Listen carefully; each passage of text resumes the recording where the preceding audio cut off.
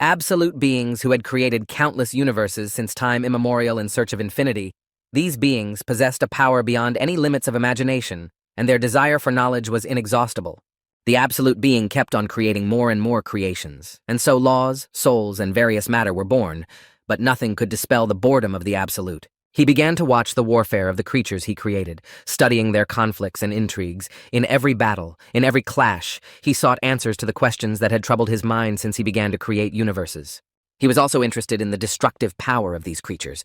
The creatures had to fight, die, and be reborn again in an endless war, and it was all to amuse his creator.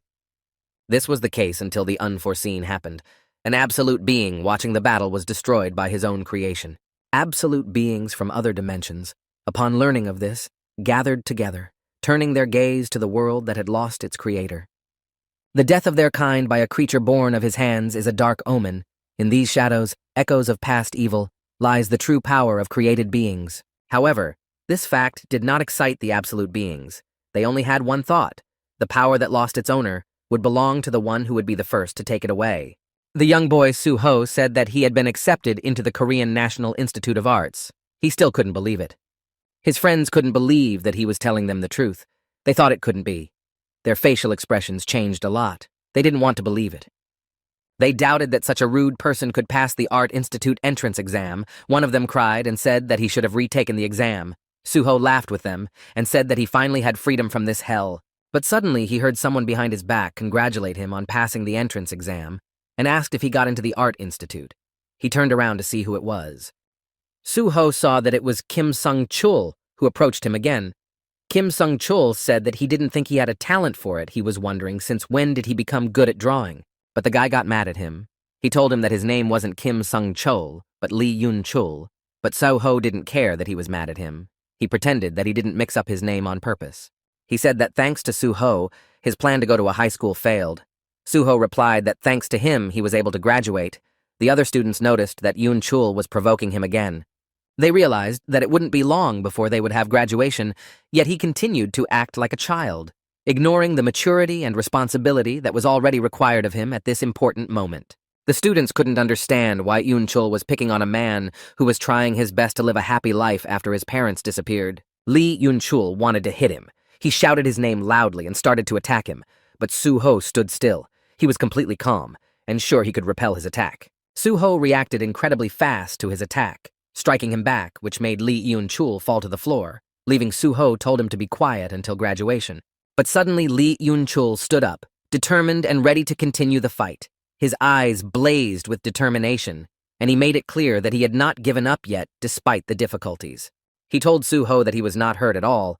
His hand was covered with an unknown energy that Suho saw for the first time. This power seemed mysterious and unfamiliar to him. Lee Yun-chul unleashed an incredibly powerful attack that Suho was miraculously able to dodge thanks to his reflexes. His face reflected fear and surprise, while the other disciples were also shocked by Lee Yun-chul's strength. The force of his punch was tremendous. It pierced through the nearby iron lockers.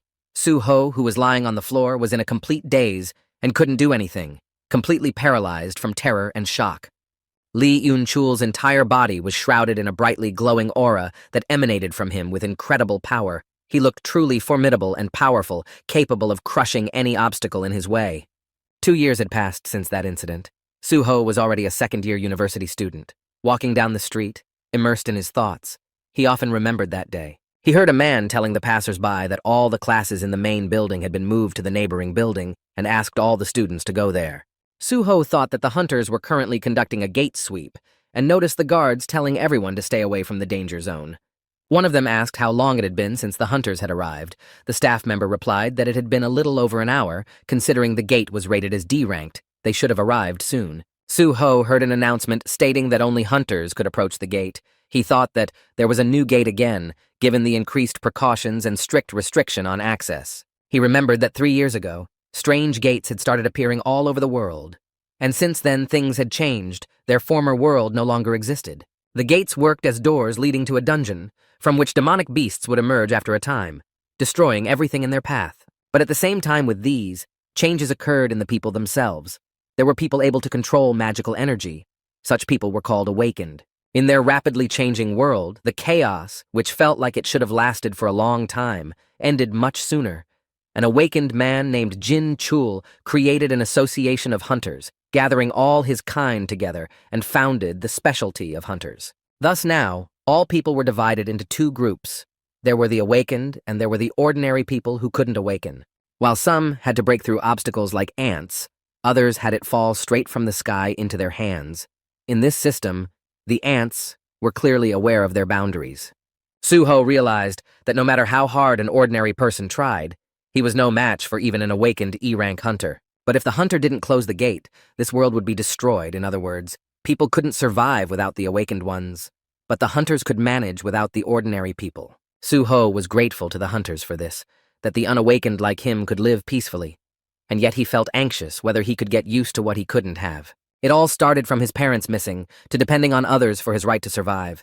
It all went against what he once could have gotten. He lost what he had, and the resulting void was filled with helplessness. He remembered that his mother often told him that he had taken after his father. He wondered how his father would have acted in his situation, and suddenly he heard someone calling him. His memories were interrupted by his teacher, who came up to him to tell him that he had had a pretty good concentration today.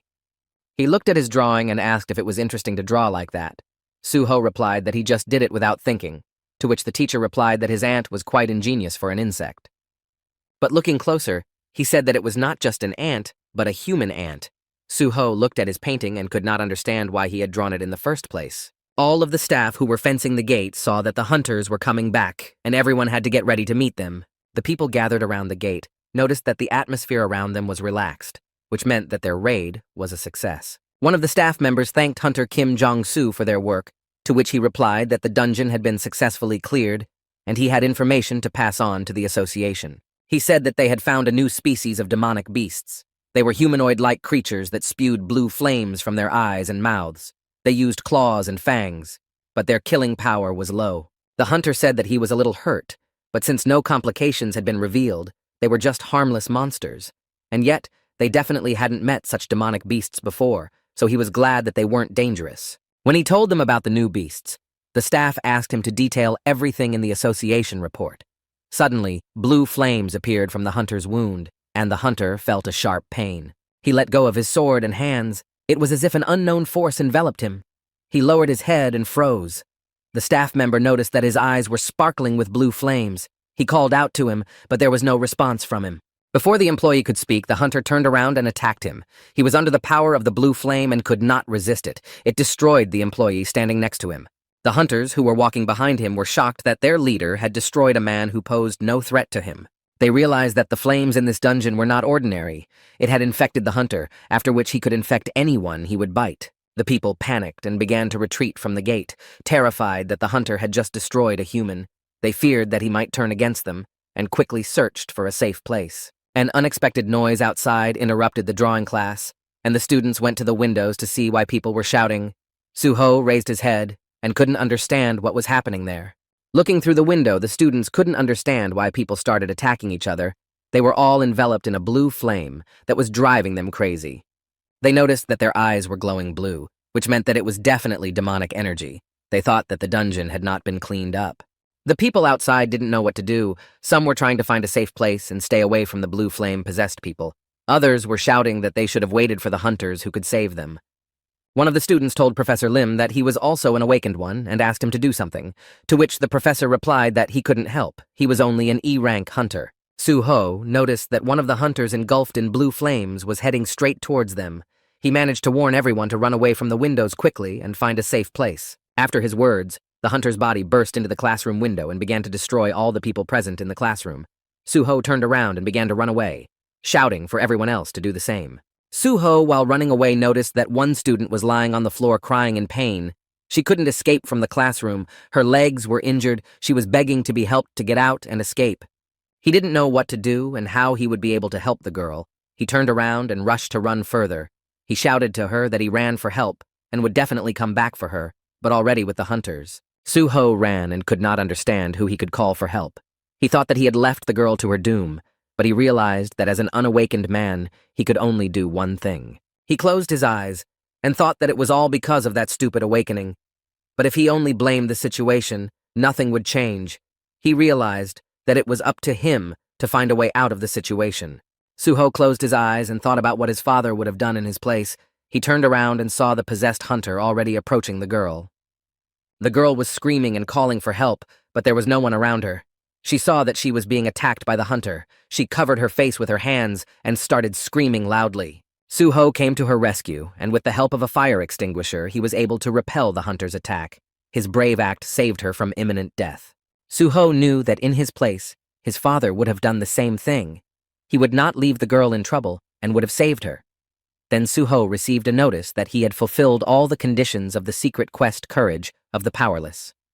He remembered that once he had a dream, he remembered it clearly, as if it was really happening to him. Suho thought that in this dream, it was as if he was in some game where he had power attack gloves in which he fought against monsters. In order to defeat the monsters that were getting stronger each time, Suho had to find new ways and methods to be able to resist these increasing threats. To prevent the monsters from killing him, he raised his level as much as possible and fought endlessly with the monsters. With each new destruction of his level increased, and he became stronger and stronger. Suho realized that the stronger the monsters became, the stronger he became, and soon he came across only powerful monsters. He used all his skills and all his weapons to fight the strong monsters. Time passed, and he managed to get to the last level, where the strongest monster was waiting for him to fight. Suho remembered that the boss he met there was very strong, although he was his enemy, but his power caused him respect and even envy. Well, for some reason the boss was a character he wanted to wake up to. He couldn't and didn't want to fight him, and he couldn't wake up either. The main boss in the last level was his father. When he saw him, he realized that he would not be able to destroy him. He thought that maybe he was just a projection of his dream, strong and unflappable father. He wondered how his friend gained such strength. Suho took the fire extinguisher to save the girl from the mad hunter. He kept thinking about his father. He wondered what he would do in such a situation. He ran at the monster and thought that if his father was in this abnormal situation, how would he deal with the hunter who wanted to destroy them? The hunter's entire body was engulfed in a blue flame that completely took over him. He went mad and went to infect other people, turning them into similar monsters. Suho fought the hunter as best he could. He hit him with a fire extinguisher, preventing him from biting everyone in the class. He was sure that his father would have done the same thing. He would have sacrificed himself to save an innocent man, so he decided to do the same. He managed to fend off the attack of an incredibly strong hunter. He realized that they should have found a safe place now. He realized that it wouldn't last long, and he didn't know what to do now. He had heard that the unawakened couldn't hurt monsters without magic. Suho realized that he had been too reckless in running to save the girl. He hadn't thought of the consequences, and now his life was in danger. He had no magic, and he wouldn't be able to stop the monster. He noticed one strange thing. The monster didn't fall down. It was like it was suspended in the air. Suho couldn't understand what kind of magic it was. Who possessed such power? Suho looked at the girl, who also froze and did not move. Everything around him froze. He could not understand what was happening. He received a notice that had not been opened yet. He was shocked that time had stopped around him. His thoughts were running through his head one after another. He opened the notification and read that he had successfully completed the secret quest, the courage of a weakling, and the system was offering him to become a player. Suddenly he realized that this was just like his dream, where he had to fight his father in the final fight. He thought that if it was really like his dream, he couldn't refuse such an offer to become a player. Suho smiled and confirmed that he would like to become a player. Now his life would change. He didn't know what was ahead of him, but he was ready to accept the change. The system congratulated him for becoming a player. He was rewarded for completing the task. The mage Kandiaru granted him a powerful spell, and from now on, he would always be in good health. He also received the enhancement of long life without disease. He was immune to all diseases, poisons, and other negative effects. The system warned him that this was not a dream and to be careful, he only had one life. Looking at his stats, Suho thought that this window was just like in the game. It was just like in his dream, and he was happy about that. The system notified him that he had a new mission. He needed to destroy the fog burn and increase his level. Burn of Mist was an awakened hunter who was infected in the blue flame after a failed attempt to clear the gate. Suho, after receiving all the notifications, noticed that the time had unfrozen. He looked at the girl and told her to run away from here soon. Now he could see all the inscriptions above the heads of the hunters. They were all mist burns that he needed to destroy. They were simple, unawakened people. He saw 2 unawakened demonic beings and 1 hunter in front of him. He realized that he needed to defeat them to level up. Suho saw 2 fog burns running at him, ready to destroy him. The surviving humans were fleeing to safety. He stood calmly and waited for them to approach. He knew that if he really awakened, He now possessed magic that was capable of destroying the monsters, so he decided to test it. Suho took the fire extinguisher and hit the first monster that tried to attack him. This blow knocked the monster back a few meters. He threw the fire extinguisher away, and now decided to test the power of his punch. He swung and aimed his fist straight at the monster's head. Suho was incredibly focused and angry. He gathered all his strength and shouted for the monster to feel the full force of his attack. His determination and rage were palpable, and for the first time he was not afraid of them. The power of his strike increased several times. Now he was an extraordinary unawakened man. His physical power amazed him. He struck the monster, and it pierced the ceiling with him. Suho couldn't believe that he had such power. He was easily able to defeat the monster who had previously been able to destroy him with a single blow. The system notified him that he was able to defeat Burn Mist unawakened. He looked at his fist and couldn't believe that he was able to do it with just one blow.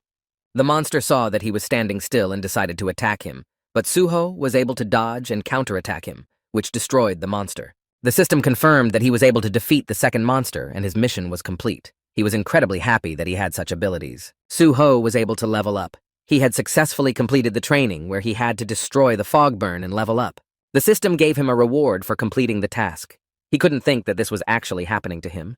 He decided to test his new powers. He attacked the monster and finally realized that he had really awakened. He now had abilities and could wield magic. Suho struck, but this time it was different.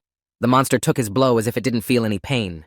This surprised Suho and made him realize that the upcoming battle would be much more difficult than he thought. He was quite astonished that he was unable to destroy the monster. He realized that his opponent had become much stronger than he had expected. This caused him to not only be surprised, but also anxious, causing him to look for new ways to defeat it. The monster launched its attack right after Suho failed to destroy it with each passing moment. The attack became more and more fierce, and Suho realized that he now had to endure a veritable storm of power and fury to survive, and find a way to defeat this invulnerable enemy. Mist Burn had severely wounded Suho in one of his attacks. Feeling the sharp pain, Suho realized that he was in big trouble. The situation had become critical, and he realized that he had to change his strategy to survive and continue the fight. Suho gathered his strength and kicked the monster, which allowed him to break free and jump back to a safe distance. Once at a distance, he took a deep breath, realizing that this temporary escape gave him pause to think about his next move. He saw the heavy wounds on himself and thought that now he could turn into a demonic creature. After such an injury, it scared him because he had only just been able to awaken. The system notified him that they had detected life-threatening injuries, and now the effect of long life without sickness had been activated. He couldn't figure out what the skill was, but then he remembered that the ability was in one of the notifications. He had gotten it as a reward for killing monsters. The monster pounced on him and knocked him to the ground, trying to inflict maximum damage. It was incredibly strong, and Suho could hardly contain it. He thought that since he was weaker than a D-rank demonic creature, it meant that his rank was E. He was glad that he was able to awaken, but didn't understand why he had such a low rank. Suho tried his best to restrain the monster and prevent it from biting him. He didn't know how to defeat it, but he didn't give up. Suho realized that any action he took could be decisive in this deadly battle. Suddenly, Suho received a reward notification. He was given skill points and strength points. The enhanced abilities gave him a chance to win the battle with the monster. After receiving the reward, Suho was able to strike the monster and release his hand from its death grip. He became stronger, and now he could overpower this monster. He was able to throw the monster off of him by throwing it off of him to the floor. He had to get up and counterattack to finish off the monster before it could get back on its feet again. The monster quickly got up, and their deadly duel continued. Suho didn't know what the monster would do, but he realized that he needed to urgently destroy it before it inflicted a fatal wound on him.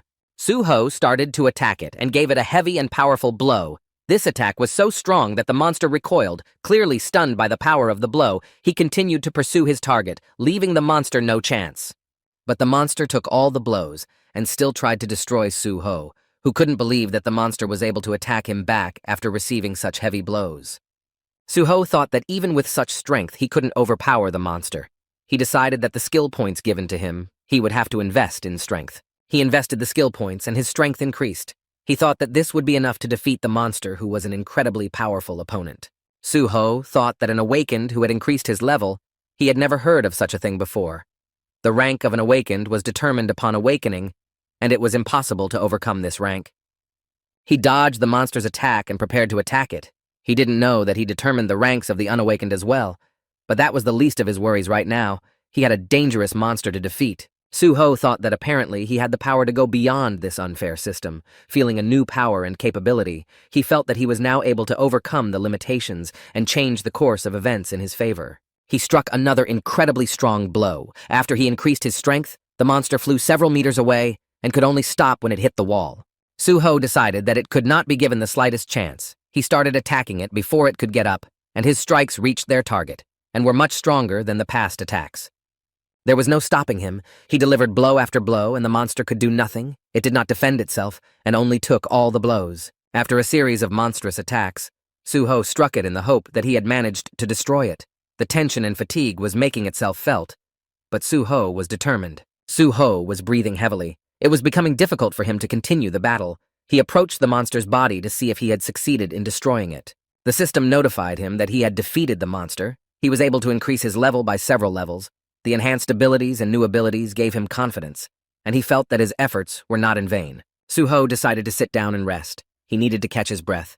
He was happy that the monster was finally finished. He looked at his own again, which was slightly bloody. He clenched his fist and finally realized that he had become an awakened player. Suho realized that now he would have a completely different future. Now he didn't feel like an ant. Now he was more confident and knew what he had to do next. He was sure that now he would succeed. Now that he was awakened, he could save people and deal with all the chaos that enveloped his world. The unknown hunter moved through the other monsters towards the building where Suho was. In his hands was a heavy sword that he dragged along the ground. As the hunter approached the building, he jumped incredibly high. In the air, his movements were swift and graceful. His goal was clear, and he aimed to reach it with maximum precision and speed. Suho went to the window to see what was happening outside, but suddenly he noticed that a swift attack was launched at him. He saw the fog burn was already nearby, drawing his sword to attack. Suho, in a slight daze, didn't know what to do.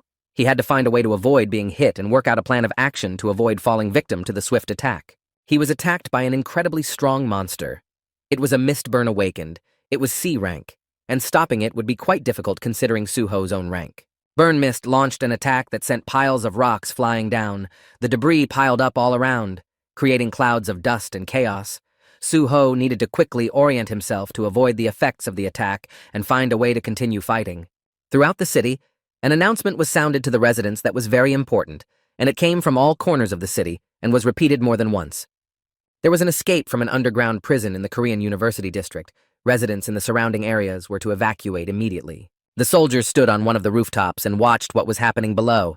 They were not supposed to interfere with what was happening and waited for the proper order. They were upset that the people below were dying, and they were supposed to just stand by and watch it. The commander asked when the hunters from the association would arrive. His subordinate replied that they needed time to allocate them B-rank hunters, but the other soldier was surprised by his answer. He thought a D rank was needed here. He replied that the Hunters Association assumed that hunters in the area could have encountered serious harm.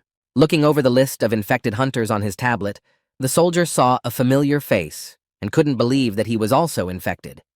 He couldn't believe that even C-rank hunters could be infected given their level of training and defense. Suho saw the dangerous Mistburner in front of him, who had jumped onto his floor. He was holding his sword and was about to attack him. He looked at him and thought that he had only frightened him with his attack. He couldn't believe that he had come running to him from the lowest floors. In front of him was a S-rang awakened by the fog. Suho realized that judging from the fact that it came to him with weapons, it was different from other monsters. But Suho was confident in his strength since he had recently managed to raise his level. He had no doubt that he would be able to fight him for life. The monster launched its attack and tried to damage him with its weapon, but Suho managed to dodge the swift attack in time. Suho, after dodging the attack, felt his heart beat faster with excitement. He quickly recovered, trying not to lose concentration, and prepared for the next step to respond to the attack.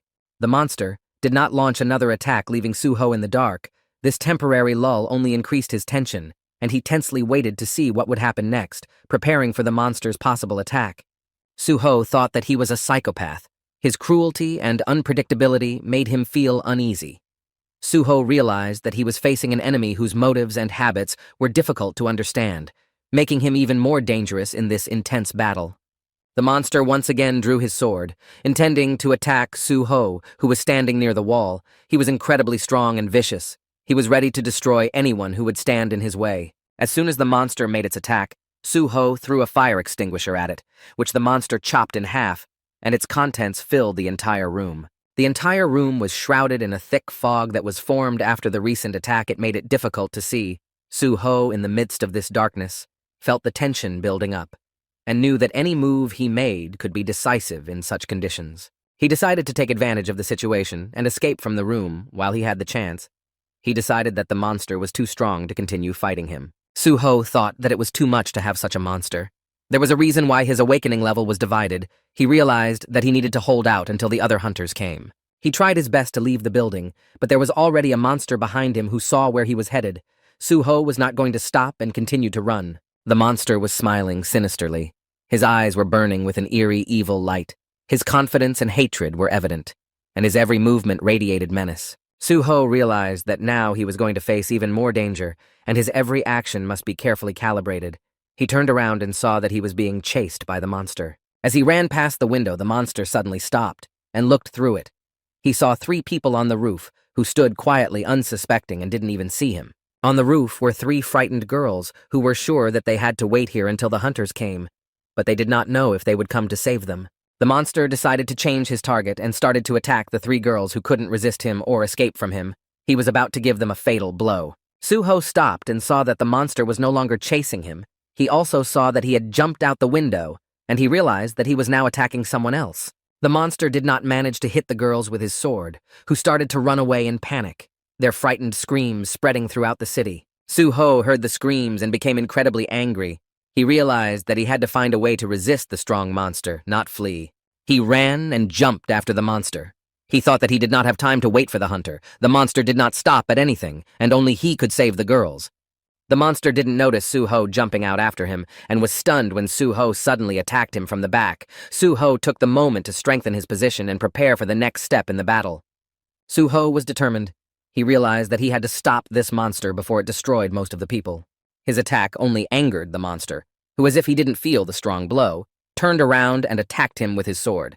Suho barely had time to dodge the sword attack. Feeling the blade swept within centimeters of him, his reflexes went into overdrive, and breathing heavily, he quickly assessed the situation to make his next attack. He was at a safe distance from the monster, thinking that if the monster hit even once, it would be enough to kill him. Suho looked around and saw that the monster was able to destroy a few of the girls standing on the roof of the house, and thought that it was necessary to avenge them. He realized that now he couldn't let it leave quietly. He had to stop it here without letting it kill more people. Suho began to give him a huge amount of body blows in hopes that it would slow him down, and he would be able to give him a decisive blow. He continued to beat it with his bare hands. He kept hitting it harder and harder, but the monster still stood on its feet. Suho realized that it would take more strength to break this stubborn monster. Once Suho's strikes began to slow down, the monster decided to seize the moment and struck him with a sword that was able to wound Suho. Suho was in incredible pain from the wound, so the monster decided to finish him off, and gave him a physical attack that sent Suho flying straight into the wall.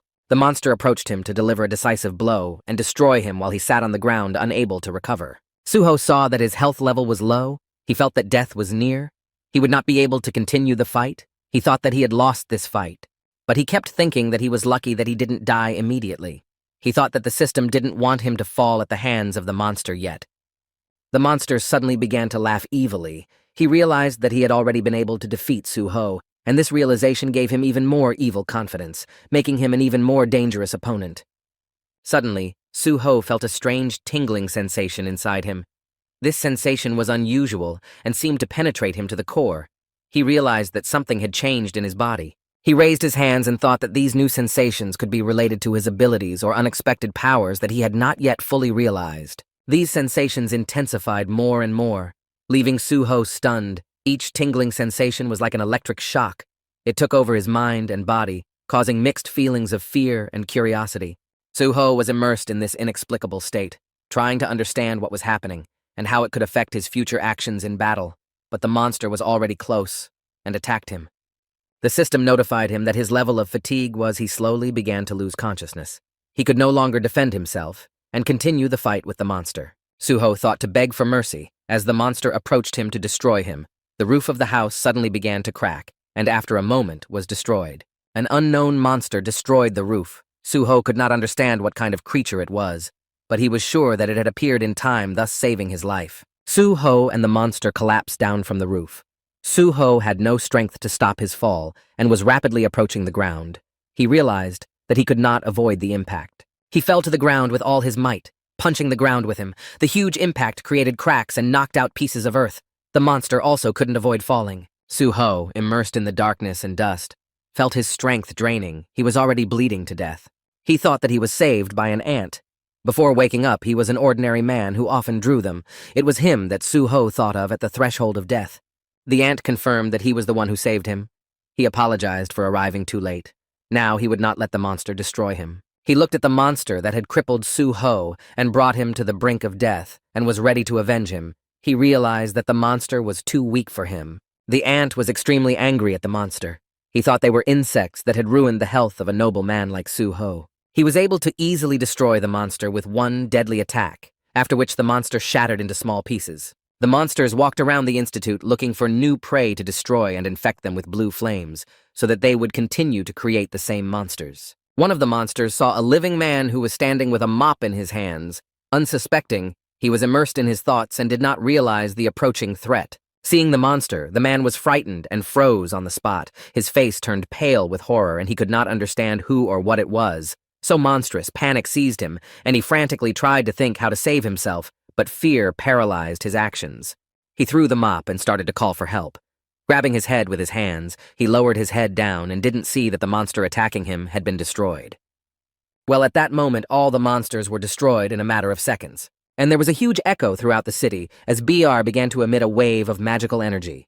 The soldiers who were standing nearby couldn't understand what had just happened because they felt something strange and very strong nearby. But Beer immediately went back to his master Sung Suho and told him that they hadn't seen each other for a long time. And he was very happy to see his little master now, because remembering back to when he was a little boy and drawing shadow warriors in his room, and when he looked up and saw before him the mighty bear, who was holding in his clutches the drawing that Sung Suho had drawn, and he was very surprised that his young master had drawn him. He couldn't hold back his tears because he was so touched by this beautiful creation. Now Sung Suho began to come to his senses and opened his eyes. He couldn't understand where he was. But as soon as he opened his eyes fully, he saw that he was in bed and covered with a blanket. And the first thing he could say was ant. But the doctor standing next to him couldn't understand what he had just said. A little later, he started calling his uncle, and he couldn't understand what he was saying, but it didn't matter because he just asked him how badly he was hurt, and that the world was too cruel and dangerous and he'd hire a couple of bodyguards for him. But Sun Suho told her he was fine. Then he started to watch on TV, and they showed the government commenting on the incident at the University of Arts. The incident, which injured many people, became a hot topic of discussion, was the discovery of the Miss Bon monster, which charges hunters and turns them into monsters. Although the incident occurred in the heart of the city, the Hunters Association was unable to react quickly, and when the hunters arrived on the scene, they saw utter chaos and destruction. But what was even more amazing was that all the monsters were destroyed, and the only question was who or what destroyed them. But some witnesses started saying that suddenly the people who had turned into monsters came out of nowhere. Sung Suho watching all this, he couldn't realize that he wasn't really dreaming. Because it was really real and it wasn't just some stupid dream, and that the awakened one becomes stronger by increasing his level, because at the moment Sung Suho is level 5. And he realized that it must be true that he got a small rank, and during a battle with a hunter who was charged, but he couldn't understand how he managed to survive. At that moment he heard a voice that said it was because Beer got rid of those parasites. And as soon as he looked down at the floor, he saw a huge shadow looking at him with its huge eyes. And as soon as Bear regained his shadow form, he said it was good to see him again after all these years as a young lord. And that as a young lord, when he has grown up and become such a wonderful person and he can't contain his feelings. But Sung Suho slowly began to put the pieces of lost memories together. And that she knows it's the ants, because as a child he loved him very much. He was one of the black creatures that had been with him in her childhood.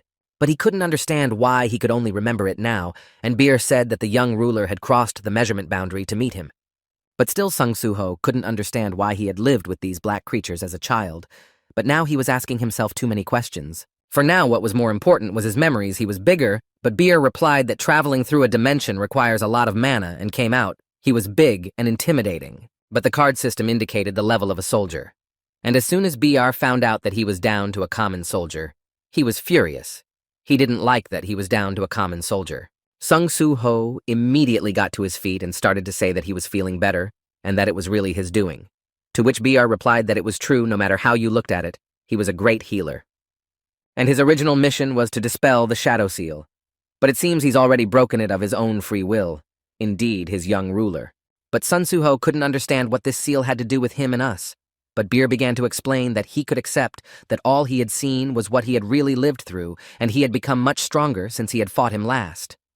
And that the great Shadow Lord Sung Jin Woo had sealed his power along with his memory because he wanted him to live an ordinary life as its lord. But Sung Suho couldn't believe his own ears because he was his father. So he's in touch with his father who left home, but Bear said he didn't leave home, he went into space. Sung Suho couldn't understand what space was, but Beer began to explain in brief that the Shadow Adeka is in space now, fighting monsters for this world.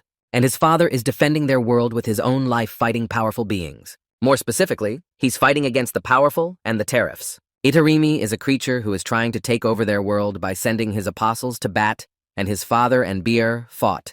But to meet him, he defeated many enemies on the way here. And the opening of the gates on Earth is also the effect of the war that is still going on right now. But Sung Suho asked him what it means that his mother is out there too, because she disappeared on the day when he was still with his father, and he thought they were together somewhere. When he heard that, Beirai got really angry because he couldn't understand. How is it possible that Mrs. Hei-in has disappeared, and it's probably definitely the apostles' trickery? There's no doubt about it. Sung Suho heard this and asked if he wanted to say that it's all the fault of the Itarim, and his parents can't come back because the Itarim interfered in their lives. But Beer realized that the young lord really wanted to meet the two of them.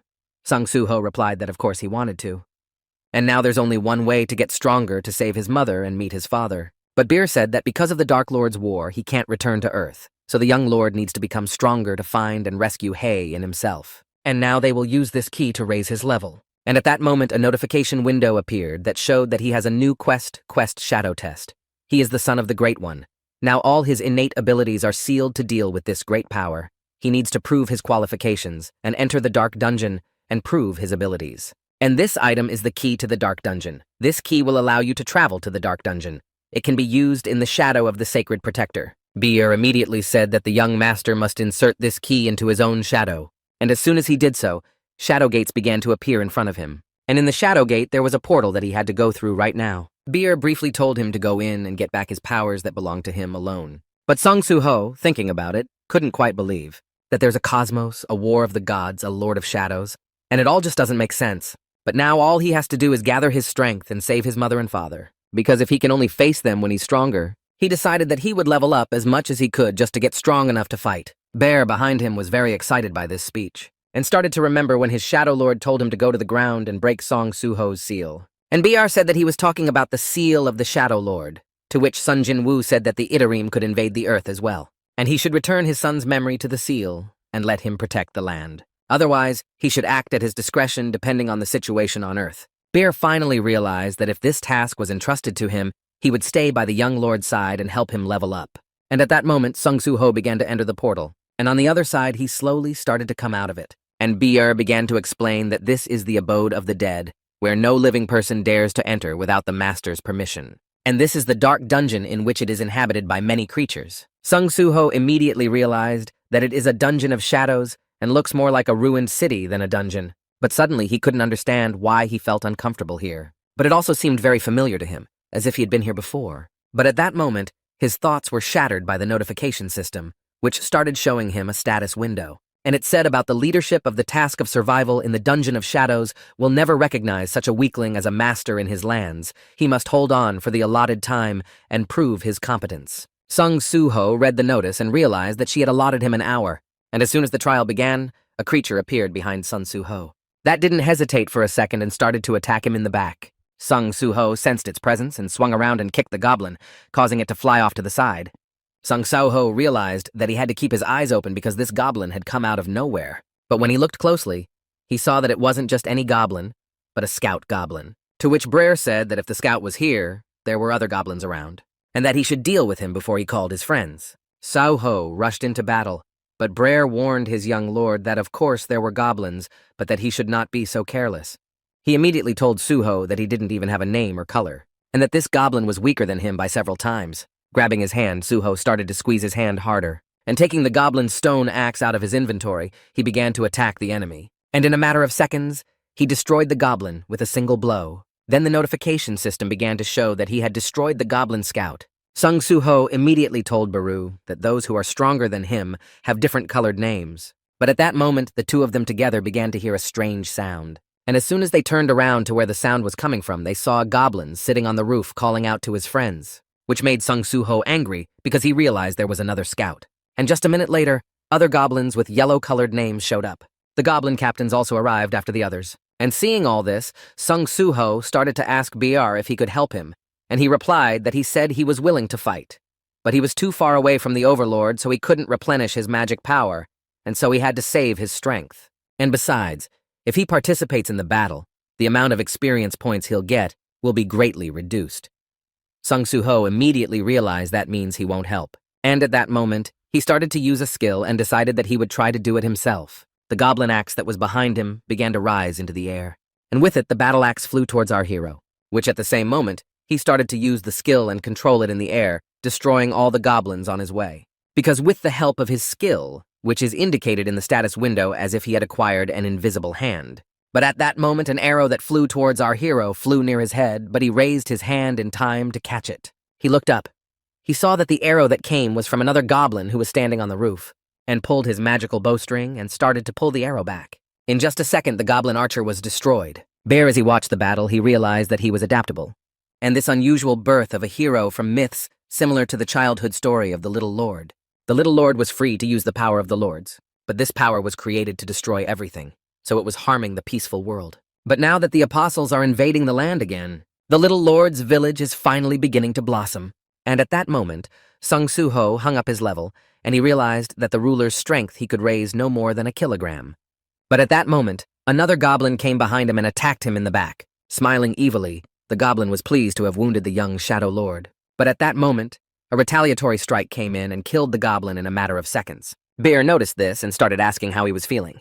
But all that was overshadowed by the fact that a new creature appeared on the battlefield, emitting a huge red energy. It was the strongest goblin centurion. Sung Soo-ho didn't pay any attention to him, but drew his weapon and slowly started to turn towards the goblins that were attacking from all sides. But he was ready for them, and he got into a fighting stance and began to fight. Swinging his blade, he took down one goblin after another. But then he threw the dagger he was holding straight at the goblin centurion, and with incredible speed, the blade reached its target. Sung Soo-ho began to realize that he felt more alive than when his powers were down, and now he was ready to fight with all the strength he had at the moment. And as he fought, and the Hyung point and the Ohin point slowly dropped, but it wasn't over.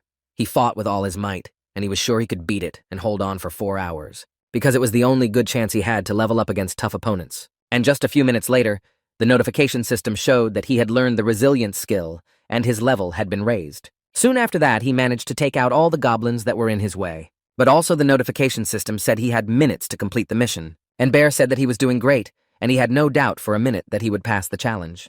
And the notification system also said that he had received a reward for completing the challenge, and the reward was a rune stone if he used it. He would get this shadow extraction skill. Beer was very happy because the young lord would be extracting shadows. Sung Soo-ho also noticed that during the battle, he also got the skill resilience. So after awakening, he gets the skills and the level up system. And compared to the time before awakening, he seems to have become too powerful. Beer explained that his leveling system is an improved version of the system that the Lord used in the past, and it is also a means for his steady growth. And he thought he wasn't awakened, but he turned out to be the strongest Shadow Lord ever, and that he got the rune stone so he could break the rune stone and absorb it from me. And once he cracked the rune stone, the notification system said that he had learned the shadow extraction skill, and realized that he could create shadow soldiers. This skill exceeds the dead body of a monster into a soldier like him, and that is the power that makes the current Shadow Lord Sung Jin Woo exist. It's kind of like a necromancer, but to be one, he has to hunt. So he can only control those weaker than him.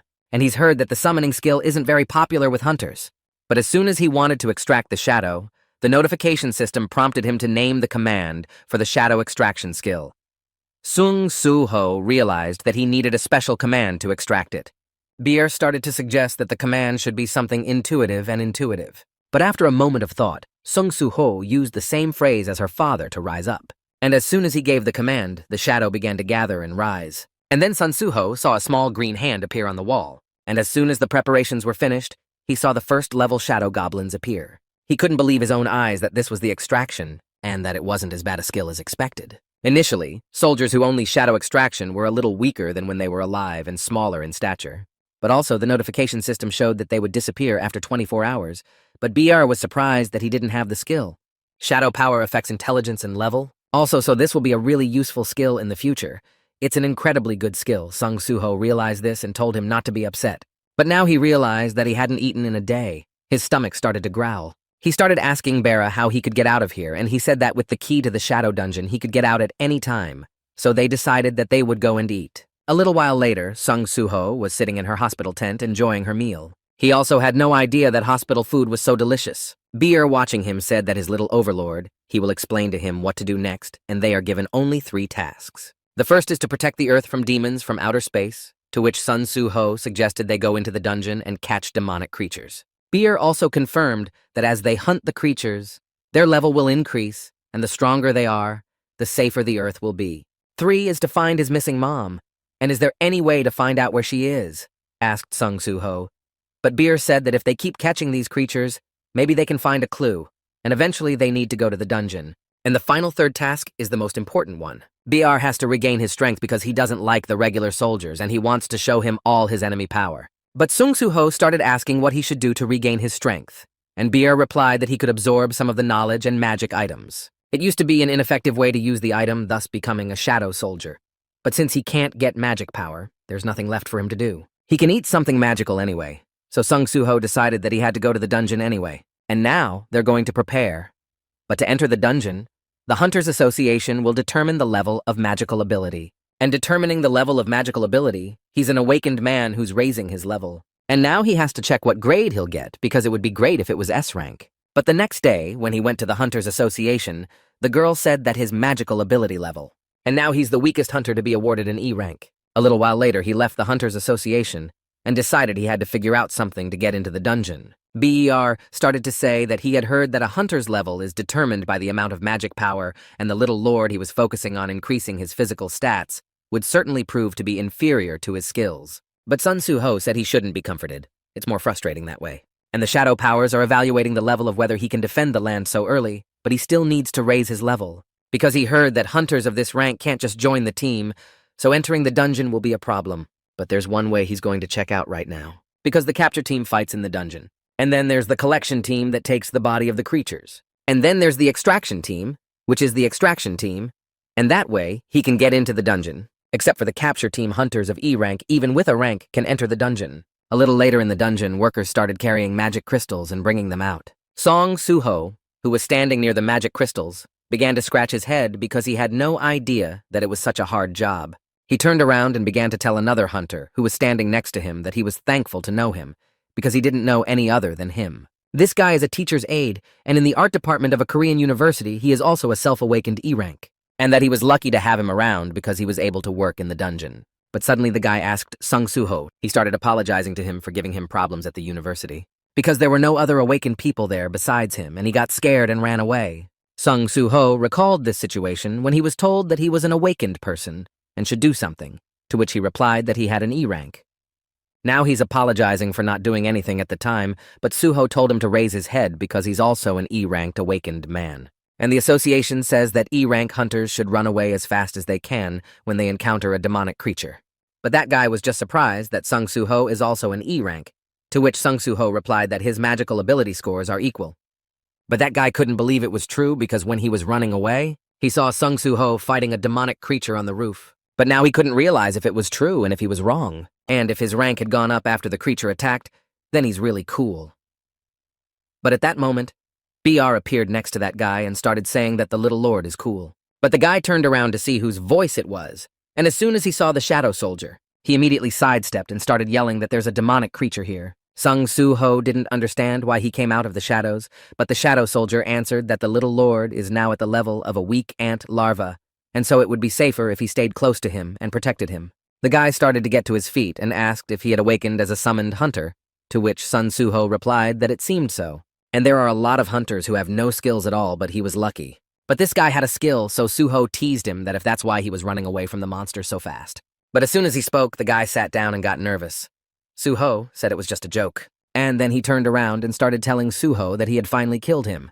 Sung Soo-ho started looking into the cave and realized that this was the first time he was in a dungeon other than the shadow dungeon. And now he's facing a task force going after demonic creatures. And this rapture team is looking at what appears to be an empty dungeon, and judging by the fact that they've only come across demonic wolves. But wolf pelt is worth a lot of money, so they need to collect that stuff too. But there are also sometimes groups of magic stones, so there's nothing left to do but keep looking. Don't get frustrated. Just go through the dungeon to the end to find out. But at that moment, a guy showed up and started telling the captain that there was something here. And as soon as they got inside, they saw this huge room that was glowing brightly. They couldn't figure out what the ruins were, and maybe they should go out and call for backup. And they couldn't recognize any demonic creatures. But they couldn't understand why there was such a structure, but no monsters. And now they decided to find out. And at that moment, they saw some strange weapon in front of them. And nobody could understand what. Is it the treasure hidden here instead of the boss? The guys couldn't figure it out because they didn't even think there could be a weapon stuck in the ground. Really cool, so the guys decided to try to see what it really was. But one of the guys said they'd have to test it to know for sure, but it looks like a great weapon. But the other guy said to be careful. There could be traps with such a treasure. The captain approached the ball and said he'd take it and not leave. When he touched the sword, it began to glow a bright color, and the captain said that even if he had a rank, he could overcome it. But at that moment, there was a bright flash of light that shone through the entire space in the dungeon. And the captain couldn't understand what it was, because he saw a whole different place that just happened to have. The other guy standing next to him said there didn't seem to be any trap. But the captain should be careful with that sword. They don't know what it is, and he'll have to be more careful next time. But at that moment, the captain swung his sword and destroyed his first comrade. The other hunters couldn't understand what he had just done, but the captain began to turn into some strange creature and say that whoever dared to take the sword is the Lord of the Fang.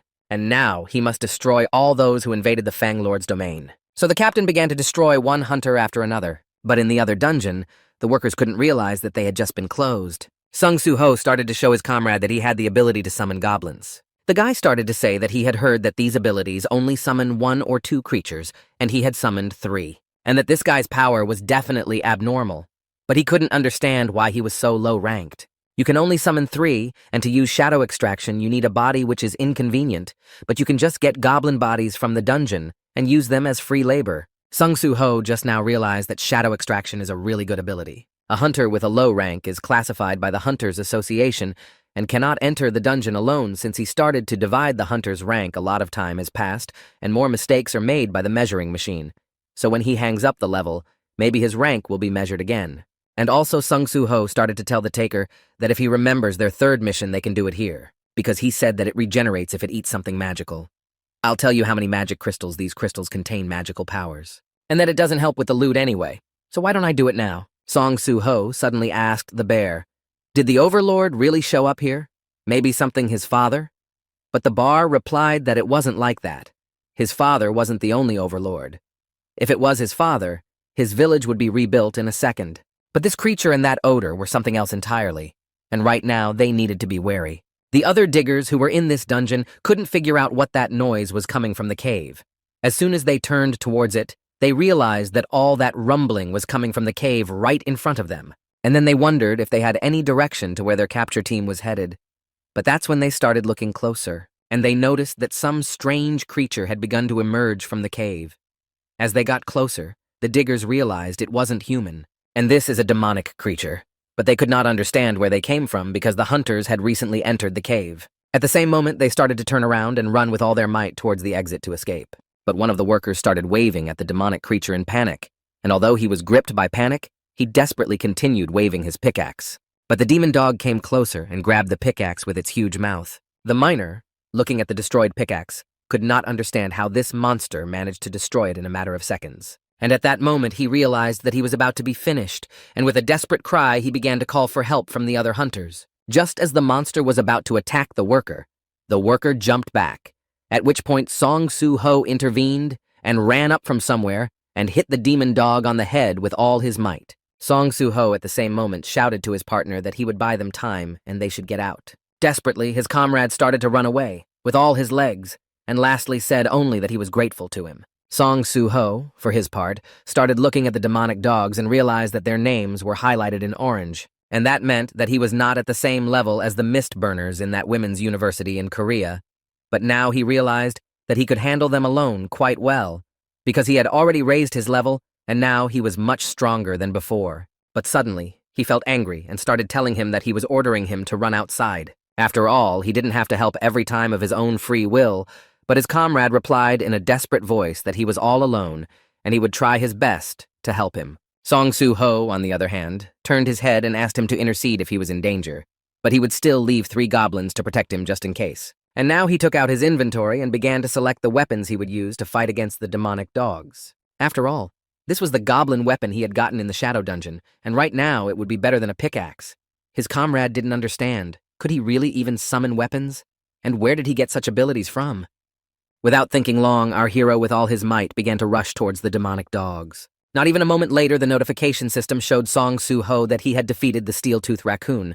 The comrades left behind only looked on and rejoiced that their young lord was so strong. But Song Soo-ho reached back and began to command the demonic dog to let his shadow rise. The 3 goblins and his comrade looked on in horror as he was able to summon the demonic dog. And as soon as the demonic dog was summoned, it immediately started attacking the other demonic dogs, thus helping Song Soo-ho. BR, who was watching his little lord, was happy that he was already getting used to fighting using shadow power. But our hero realized that retrieving and summoning shadows didn't waste his mana.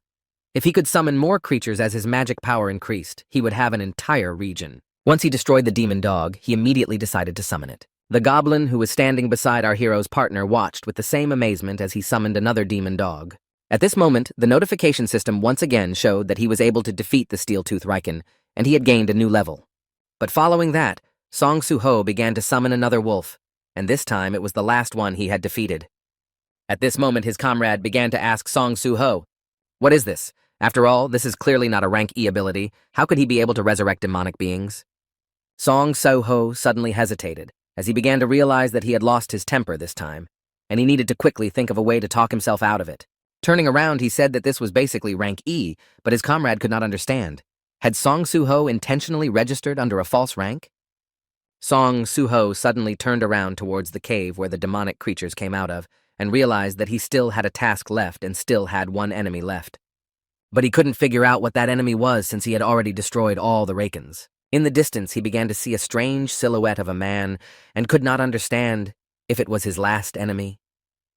But it looked like it was a person from the capture team. Suddenly, Song Soo-ho's comrade began to approach that hunter and asked, did he really survive? After all, they were attacked by demonic creatures and almost killed.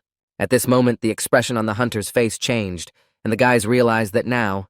And as soon as the hunter, Song Soo-ho, pulled his comrade aside at the same moment because right in front of his face flew a sword that broke his glasses. As soon as the huge sword struck the ground, Song Soo-ho managed to pull his comrade aside. In fear, Song Soo-ho immediately began to order his wolves to attack this hunter. Without a second thought, the wolves from all sides began to pounce on the hunter to destroy him. At the same time, Song Soo-ho began to pull his comrade away and said that he was unlucky this time because he had once again been caught by a demonic creature that had lost its mind. And to make matters worse, the color of his name had turned red, which meant that he was a very strong opponent. After all, the redder the color, the more dangerous the creature, and at the Women's University in Korea, he had heartily felt how strong red-level creatures were. So the sensible thing to do would be to take his comrade and run as far away from this place as possible. As soon as they left the area where that hunter was, our hero began to ask Bear what he meant when he said he could sense the Overlord. Bear replied that the hunter carries his energy, but is not even close in power to the Overlord. However, even so, he is not his equal yet. To which Song Soo-ho replied that he understands everything right now. For now, he needed to open his inventory and come up with a plan. But Beer couldn't understand, did the little lord really want to fight? Song Soo-ho immediately replied that the system said that it was in some way a safety mechanism to ensure his growth, which meant that since he was given this assignment, he had a chance to win. Besides, if he wanted to meet his parents, he needed to get stronger sooner rather than later. And to get stronger, he needs to destroy this monster and raise his level. After scattering all the weapons he had in his inventory, he decided that he would defeat the enemy now and be able to raise his level. Bear looked at Song Soo-ho and was very touched by his words. BR in turn began to say that he faces trials he can't handle over and over again and never avoids battles. And that with this weak character comes the character of a lord. And just as the hunter began to approach Song Soo-ho, BR said that the body of that thing that had taken hold of the hunter was a sword. If he could wrestle the sword away from the bearer would no longer be able to move. At this moment, the hunter began to approach Song Soo-ho little by little. But at this moment, the shadow wolves began to surround him and attack him from all sides. As soon as one of the wolves was able to grab the hunter's sword, our hero realized that that hunter was indeed up again after using magic. Bear added that shadow soldiers are essentially immortal. If there is magic, they can regenerate as long as they want. Song Soo-ho realized at this moment that the power of the shadow soldiers was the key to superiority over any enemy. But at this moment, he saw that the hunter had easily destroyed his shadow wolf with one swing of his sword. Beer added that the hunter was destroying the shadows so easily because his magic was still weak. Suddenly, the hunter turned to Song Soo-ho, saying how a lowly person like him could use the power of a shadow lord. Song Soo-ho was surprised that the hunter could speak, but BR jumped into the conversation and started yelling at the hunter. How dare he call a lord from the shadow lord lineage a lowlife? The hunter didn't like this, and replied that he hadn't thought of meeting the shadow lord lineage again. Without thinking long, the hunter started shouting that Song Soo-ho was the Fang Lord's enemy. Without thinking long, Song Soo-ho began to raise his weapon and said that he would now begin to test his level. With all speed, he started throwing his weapon, destroying the goblins and aiming it straight at the hunter. But the hunter easily began to repel all of his attacks. And then Song Soo-ho realized that, as expected from the red name, the hunter was easily repelled. After scattering his weapons all over the area, Song Soo-ho decided that he would act differently in this case. Without thinking long, he extended his arm and decided that he would just take quantity now. Bear, being behind him, realized that this was the ruler's strength that he had been using since he was an infant. As he continued to attack, Song Soo-ho made sure that all of his attacks were easily repelled by that red hunter. As soon as he came close, the hunter struck a few more times and broke the weapon he was holding. Looking at the hunter, Song Soo-ho saw an intimidating gaze directed straight at him. Dodging all of the hunter's attacks, Song Soo-ho realized that it felt like it was impossible for him to fight back. If this hunter hit him once, he would be finished. If he were to stall for time, his chances of winning would be gone. But suddenly, the hunter began to shout, "Are you really going to avoid the battle like this? Right now, you look like a coward hiding behind the Shadow Lord and the Shadow Soldiers." But Song Soo-ho began to smile and replied to the hunter, "Affecting your parents is a violation of the rules. And you don't have the confidence to approach even if you provoke like this." Thinking back to that conversation with Bear, if his seal is wrong, why doesn't he regain the ability to climb the tower? But Bear replied that his powers were sealed when he was still young, and he could be said to have regained the skill of those shadows. If he had those powers, he could rival Itarim. However, this place isn't a dream or reality, it's a test to see if he can handle the powers. The physical strength was destined to disappear whether the test succeeded or not. Then it's true, it's just a game. The experience of being in the tower wasn't meaningless. Song Soo-ho recalled that he remembered precisely and clearly the sensations he felt when he passed the Tower of Trials. And at least if he had something like an iron glove like back then. Song Soo-ho recalled Bear's words, "Shadow soldiers are essentially immortal. If there's magic, they can regenerate for as long as they want. And if you think of it that way, Bear can also change form at will. In that case, he can now come up with new plans to overpower this hunter." Once the preparations were over, he began to summon his shadow dogs anew. But the red hunter continued to attack and shouted, "Song Soo-ho, are you really at it again? Haven't you learned that it doesn't work to send those meaningless shadow dogs at me? Right now, I'll just cut you down to the point where your shadow soldiers can get close to me." But at this moment, something strange began to happen on the battlefield. Song Soo-ho began to extract shadows and transform them into matter that enveloped his hands. At this moment, the red hunter made a decisive strike, causing a huge explosion to sound after the strike. But with his head down, the red hunter couldn't realize what had just happened, as his attack was simply blocked. As soon as he lowered his gaze, he saw Song Soo-ho blocking his attack and said, "Rakan Steel Fang lives up to his name. Just now, the notification system showed that I was able to retrieve the Iron Glove transformation form."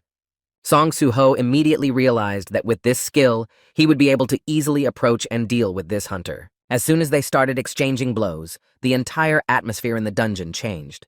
Bear, who was watching from behind, couldn't believe his eyes. Song Soo-ho was able to use the Shadow Soldier's weapons. A far superior level Shadow Lord was in a state of mastery and could manipulate all shadows at will. Like an ant caterpillar that had just discovered shadow power, how was he able to discover the next stage of shadow power that no one had ever told him about? The martial arts mastery that Song Soo-ho had just shown was very impressive. This ruler power that Song Soo-ho had mastered without any support or hints was amazing. Most importantly, the way he used the shadow power. Beer realized that Song Soo-ho had completely mastered it. At this moment, Song Soo-ho threw the red hunter straight into the nearest wall with all his might, causing a huge explosion. But that wasn't enough. The red hunter suddenly jumped up from his seat and started screaming loudly. All of this was not enough, as the weapon that Song Soo-ho started to raise flew straight at the red hunter. BR immediately noticed that his little lord had become much stronger than before. Right now, he realized that Song Soo-ho was a true prodigy. As soon as he managed to defeat the red hunter said that with his red name, he thought he wouldn't be defeated. But it was all over. Beer immediately added that he didn't doubt his victory for a moment. Raising his hand, Song Soo-ho realized that he had gotten used to a new fighting technique during this fight. He decided to look at his awards, and the notification system immediately showed them. The notification system asked if he wanted a quest reward, to which Song Soo-ho replied that he was willing to accept. The notification system started showing the rewards for the quest. The first reward was the Storm Strike Rune Stone, and the second skill he had mastered was Storm Strike. At this moment, the aura enveloping Song Soo-ho began to glow bright blue, and he realized that the skill was the most coveted reward, and he instinctively already knew how to use it. He decided to test it in action while he had time and practice. He turned his attention to the weapon that lay at his feet. The voice kept saying to the Red Hunter that this was all disgusting, and how could he lose? After all, this was just boundless human greed. When Song Soo-ho raised his sword, it would completely devour him. As soon as Song Soo-ho raised the sword, the notification system showed that he had acquired a new item, the Raken Fang. Song Soo-ho immediately noticed that this sword looked much better than the goblin sword he had gotten in the first dungeon when he was training and leveling up. But the voice from within the sword continued to ponder that there was really a person who had inherited the Fang and was not under its control. When all the preparations were finished, Song Soo-ho started practicing with his new weapon in different directions. Destroying all the rocks that were nearby, he began to use his Storm Strike skill. The large mana consumption from a single strike could be a problem, but he liked the effect. Song Soo-ho had told Baru that the reaction to shadow extraction was completely different, and the power of shadows was 1,000, if not tens of thousands of times stronger.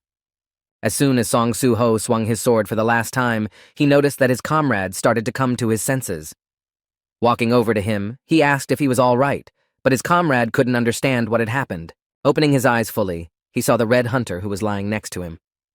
Song Soo-ho said that he couldn't explain everything in 2 words, and they would talk outside. A little later, all the hunters and workers started to leave the portal. Sitting on a bench, Song Soo-ho's comrade began to ask him what he would do.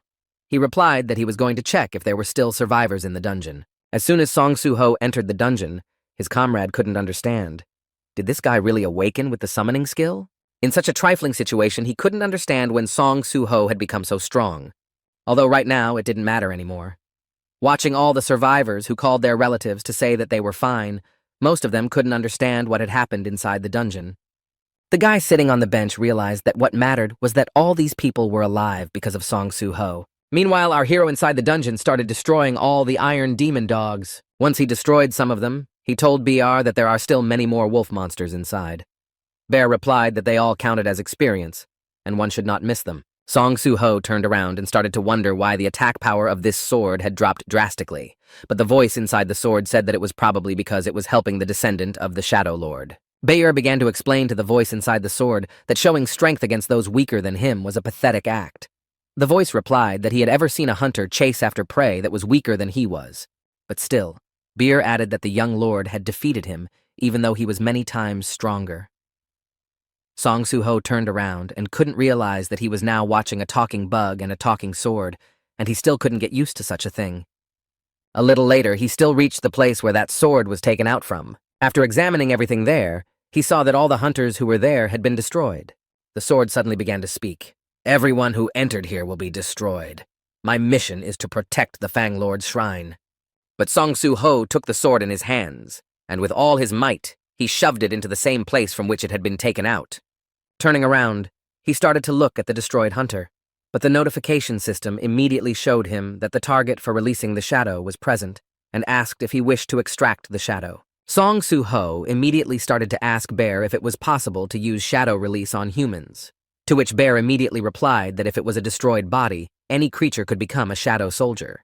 But Song Soo-ho, without thinking long, picked up the destroyed hunters and started carrying them to the exit of the dungeon. BR couldn't understand if he wasn't going to use the shadow release. Song Soo-ho turned around and only said that forcing someone to fight after death was more like punishment. Bear was greatly surprised by these words, for he couldn't even imagine that the young lord wouldn't subdue the annihilated. At this moment, Song Soo-ho began to ask Bear if it was true that this was the lord's shrine. Bear replied that it was true. Song Soo-ho continued by saying that his father and the lord he destroyed were somehow related to the Atarim. Beer explained that the Itarim are the non-Nash enemies of his overlord, and that overlord is a past enemy. There are 9 monarchs, including their lord. His father, Song Jin-woo, the monarch of the dead, lord of the shadows, protector of the entire planet, has saved it more than once. Then there is the king of beasts, the lord of fangs, who is as strong as the other monarchs. After that comes the king of insects, the lord of plague, King Yan, the lord of strength, the king of demons, the lord of pale mist. Also present is the king of giants, the lord of beginnings, but he has never met him personally. Then there is the king of snowmen, the lord of snow, the king of the dead, the lord of the spirit world.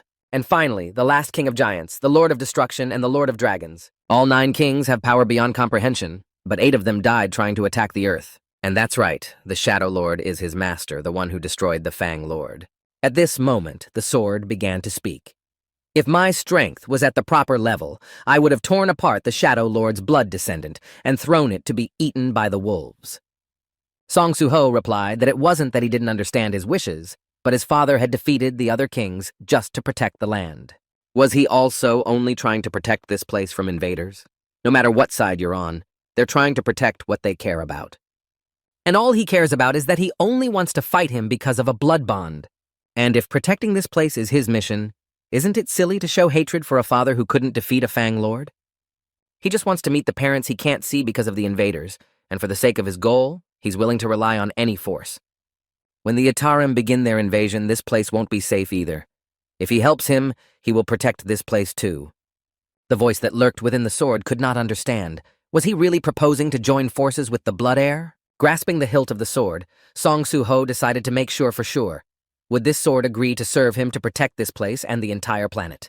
At this moment, the Shadow and Fangs would fight hand in hand on this front in unison. A little later, the reporters who were sitting in the cafe with Song Soo-ho's friend started asking questions regarding yesterday's incident in the dungeon. They wanted to know all the details that he could tell them since he was there personally. Lim Do-nyun, the survivor of yesterday's incident, picked up his coffee cup and said that he would tell them everything. He actually wanted the case to get publicity and the attitude of Song Soo-ho, who has a rank of E, to improve. This is a great opportunity for Song Soo-ho for saving the day. A little later, a headline came out about an event where a rank E hunter had single-handedly saved other hunters in a dungeon. The article contained information about the brave hunter who threw himself at the monster to save people, as well as interviews with many of the survivors he saved. Elsewhere, the guys sitting at the table started scratching their pens behind their ears, for now it was time to choose a couple people. In another guild management department, one of the guys said that the information-gathering team was also resenting that they needed more people, and it seemed like they needed to hire a few more E-rank hunters. The guy sitting at the main desk, specifically the second-in-command case, said to send him one candidate. The guy at the computer started looking and saw that it was a rank E hunter who had fought monsters in the dungeon, evacuated a team of miners, and brought a wounded hunter out of the dungeon. The guys who saw that he had rank E were immediately surprised, but the second person in management started to say, "Don't they realize that it would be fine to take him to a big guild like ours and we can cover up one scandal?" At this moment, a guy asked if Hunter Song Soo-ho had replied to their letter, because the newcomer had already managed to get an invitation from the Black Turtles Guild, and he must be happy. But the other guy turned around and told the leader that he had declined the offer, causing the leader to not be able to understand why. After all, this guy is just a rank E rookie, and he's turning down such a big guild. "I don't understand, what's the point?" the leader said. The other guy replied that Hunter Song Soo-ho didn't want to join any guilds. The leader was angry with this kind of answer. He couldn't understand if this guy thought he was some S-ranked hunter. "This isn't the end yet. We're sure that Song Soo-ho himself will contact us soon. Sooner or later, he'll realize how difficult it is for a hunter without a guild." At this time, Song Soo-ho, while in his apartment, began to look at the notifications that came on his phone. He realized that once he visited that dungeon, he had no shortage of guild invitations. A lot of people want to get their hands on him specifically, but everyone wants to hire him as a porter or gatherer. He couldn't understand why there were so many. He figured it would be a hindrance to him, and an even bigger hindrance to leveling up with the system, and there was no point in joining them. Right now, he didn't care what the guild wanted to do or who they wanted to get. He had better things to do. Turning to his sword, he began to ask Fang Riken if he wanted to continue the conversation, the one they had started in the dungeon when he suggested combining the powers of Shadow and Fang. Fang Riken couldn't understand how he could calmly utter such nonsense. "Are you saying that a Shadow can become an ally instead of an enemy?" "Only under one condition, if you bring me to the Fang Lord's other holy land." At this moment, Song Soo-ho started to ask if he knew how to get there, to which Fang replied that he knew where all of the Fang Lord's holy lands were located, regardless of the distance. But he feels that the gate leading there has already disappeared, and what people call a dungeon breakthrough has most likely happened. Song Soo-ho immediately realized that this holy place must be an open dungeon, An open dungeon is where creepy and very strong monsters dwell. When a dungeon breach forms in the abandoned gate, the monsters take over the land, turning it into a wasteland. At this moment, Song Soo-ho, holding his phone in his hand, sent a message to his uncle that he would be gone for a while, and not to worry even if he couldn't contact him. Right now, he needed to move out to seize even more power and raise his level as quickly as possible. A little later, Song Soo-ho started to ask Beer if they had arrived at that place, to which he replied that it was correct. But at the parkin, they noticed that it was forbidden to enter, and things were not good right now since the guild owned the place. Sung Soo-ho immediately realized that the entrance is forbidden and the hyena guild is made up of people who used to be gangsters, so they're all scary. Bear started to say that he shouldn't listen to these lowly creatures, because the young lord had better raise his level. While Fang was arguing with Bear, Song Soo-ho got angry and asked them what they were doing there. Right now I'm ready to go inside, and I'll use my power to do so. He started breaking the cameras with his power.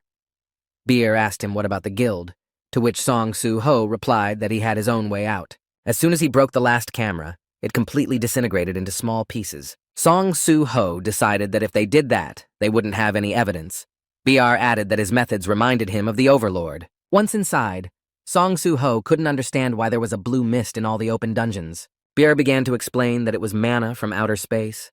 It gathers through the dimension walls, causing a gap in the worlds. Because of this, the fog from the Holy Land where it was broke through the dimension and came to Earth. The creatures from the outside world are trying to punch a huge hole in the dimension to send their armies here. The more mana a creature has, the more it is affected by traveling through the dimension. Song Soo-ho realized that the strongest ones would not be here yet. He should hurry up and raise his level before other hunters came here. At this moment, raising his head, he saw huge monsters in the trees. One of them was a fanged Vriga, and the other was a black shadow rogue. The Fang immediately started telling Song Soo-ho that now was the time for him to show his strength, to which Song Soo-ho replied that he could rely on him. But he wouldn't use him as his main weapon, causing Fang to be perplexed.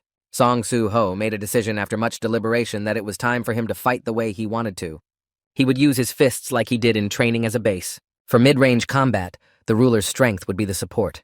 To avoid being predictable, he will use different weapons. Using extraction, he would get more equipment to improve his skills and characteristics.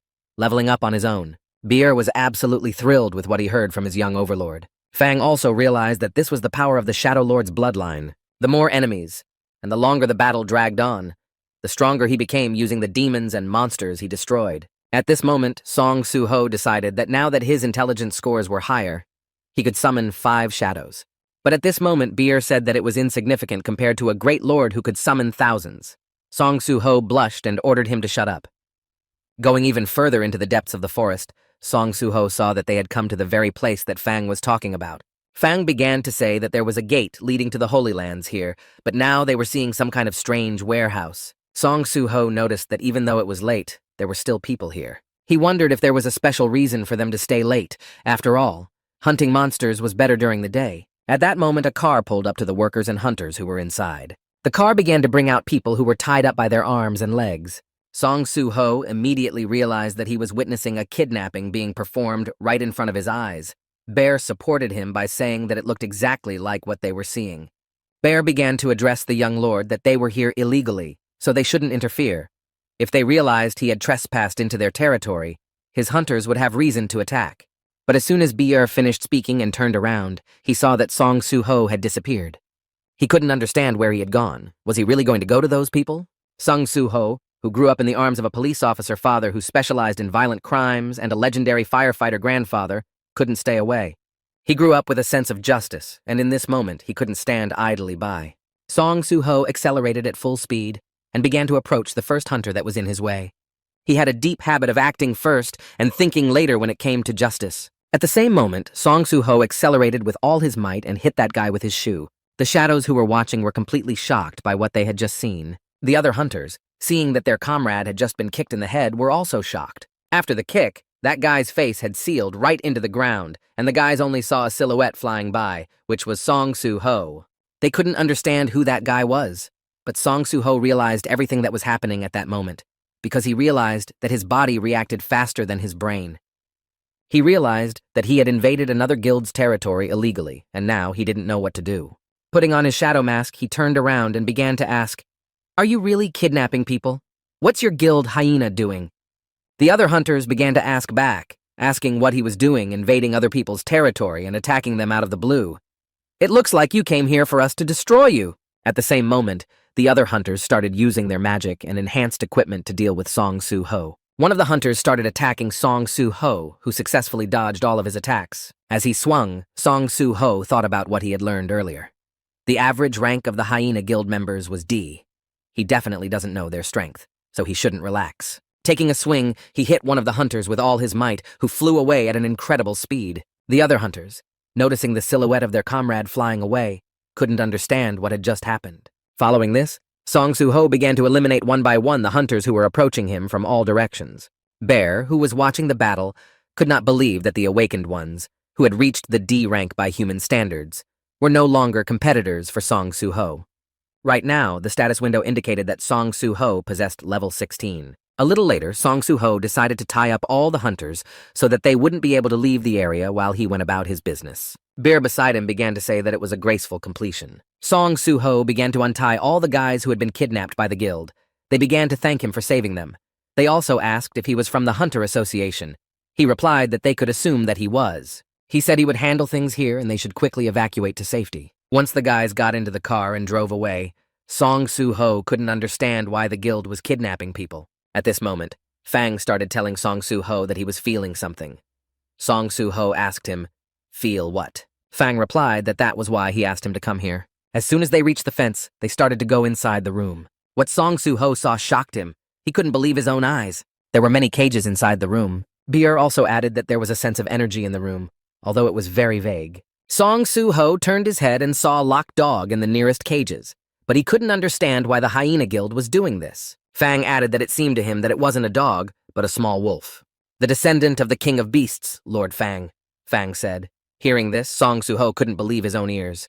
Fang went on to say that right after his defeat in the war with the Shadow Lord, Lord Fang had ordered the surviving descendant to be hidden in the shrine and guarded because he believed that if the blood ties were not broken, another Lord Fang would appear. He honestly admitted that he didn't expect to find a Fang Lord in this particular place. At this moment, Song Soo-ho broke the shackles restraining the little wolf cub, and lifting him up in his arms, he finished listening to the story about how the Lord hoped that his clan would not be interrupted.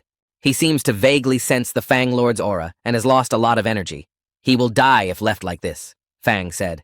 Bear asked the young lord what he would do. Song Soo-ho, after briefly thinking, replied that he thought there were only a few people there, but here was another one. He was angry now, realizing that there was one last one left that he should destroy. Turning his head around, he saw a demonic creature that began to tell Song Soo-ho that trusting people was useless. The creature, calling him Brocky, said that he had survived. Song Soo-ho immediately asked if they knew each other. The Fang replied that he knew him. "This is the hunter of the descendant I told you about," Fang said. Brocky immediately began telling Fang that it had been a long time since they had seen each other, and that Raikon Fang was also alive as he could see. Fang Raikon immediately began to say that he hadn't forgotten that he had been sent to guard the descendant. "What were you doing all this time while that little wolf cub was in shackles?" Fang asked. Song Soo-ho, holding the wolf cub in his arms, didn't have time to notice when Brocky ran up to him with incredible speed and asked how dare he touch his property. Following that, Brocky struck hard with his tail, causing Song Soo-ho to fly off to the side. Bear noticed this and began to shout if his lord was all right. The impact was so strong that Song Soo-ho broke through the wall and crashed into the nearby containers on the street. Bear immediately flew over to him and started asking if his little lord was okay. Song Soo-ho replied that it was the most painful blow he had taken in a while. "I'm bleeding right now, but don't scream. My head is splitting from the sudden and loud noises," Song Soo-ho said. Bear, hearing this, went on to say that when he first came here, he felt a vague remaining energy and was sure what it was. I felt Itarim's energy from this guy," Bear said. Fang and Brocky started listening to Bear, who turned to Brocky and asked if he knew what he had done to the Overlord's descendant. Brocky interrupted his story and began to explain that he knew how he, who had lost his sanctuary, managed to maintain such a level of strength. According to natural selection, the strongest survive. The survival of the weak is determined by the whims of the strong. The weak become food for the strong. It's a law of nature. Although this guy is quite weak, he belongs to the Fang Lord's bloodline and can be said to be the best source of nourishment. That's why I feed on it, to gain strength and be as strong as I am at the moment. Periodically, I draw the energy of the Lord's descendant from this little wolf cub as well. After this story, Brocky vowed that once he was done here, he would definitely destroy Fang. At this moment, Song Soo-ho raised his hand and said that his death was a proof of weakness. But Brocky interrupted Song Soo-ho and told him that his body was fit for the strong. Just as Brocky continued to say that the next Fang Lord would be fit, Song Soo-ho used his sword to attack Brocky with his strength. Bear took advantage of the moment, grabbed the little wolf cub and began to carry it away from the battle site. Following that, the sword returned to Song Soo-ho's hands. Once he was sure that the little wolf cub was all right, Song Soo-ho also began to address Fang. "I thought you were angry with me, but it's all right. However, I have a case with that guy, too. After all, right now will be the first clash between Fang and Shadow. Right now, I've finally found a lead leading to my father." At that moment, the notification system began to show our hero that he had received an assignment. The content of the assignment: an urgent hyena hunt. He must defeat the hyena to ensure safety. That's when Song Soo-ho realized that he guessed who the guild was named after. Once the monster managed to create a guild by kidnapping people, and how it was all related to Itaris. The other hunters in the guild who were connected to Song Soo-ho started yelling for Brocky to release them. They said that this guy wasn't that easy, and they would also help him fight him if he untied them. Song Soo-ho at the same moment shouted out that he wouldn't stand silently by and watch. At this moment, Brocky attacked his guild subordinates and destroyed them with a single blow. Afterward, he started saying that if they thought he would need help to deal with this guy, they had forgotten their place. Immediately you become prey when you forget your place. Song Soo-ho, seeing how he had destroyed his comrades, became extremely angry and began to approach the monster very quickly. As soon as he threw the first punch, his opponent immediately blocked it. Song Soo-ho began to ask, "Did you really kill those people just because you were playing with them?" Brocky replied, "The strong lord it over the life and death of the weak. You think the strong need a reason to do whatever comes into their head?" He followed that up with another blow, but our hero managed to dodge and jumped aside. Jumping up into the air, Song Soo-ho started flying at Brocky from top to bottom. Along the way, he used his new skill that he had recently obtained, Stormblade. But these attacks were too weak, and Brocky began to ask, "Is this really all you can do? You're dishonoring the name of the owner of the Fang heirloom." Suddenly, from the other side, a sword flew straight at the monster, and the monster couldn't understand where such a hidden attack was coming from. Song Soo-ho, who was standing in front of it, started waving his hand and controlling the sword, saying that this wasn't the end. Fang suddenly began to ask Brocky, "Why have you changed so much?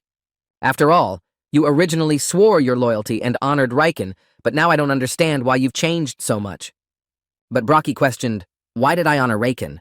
I don't really have any respect for him. I was only afraid of his power.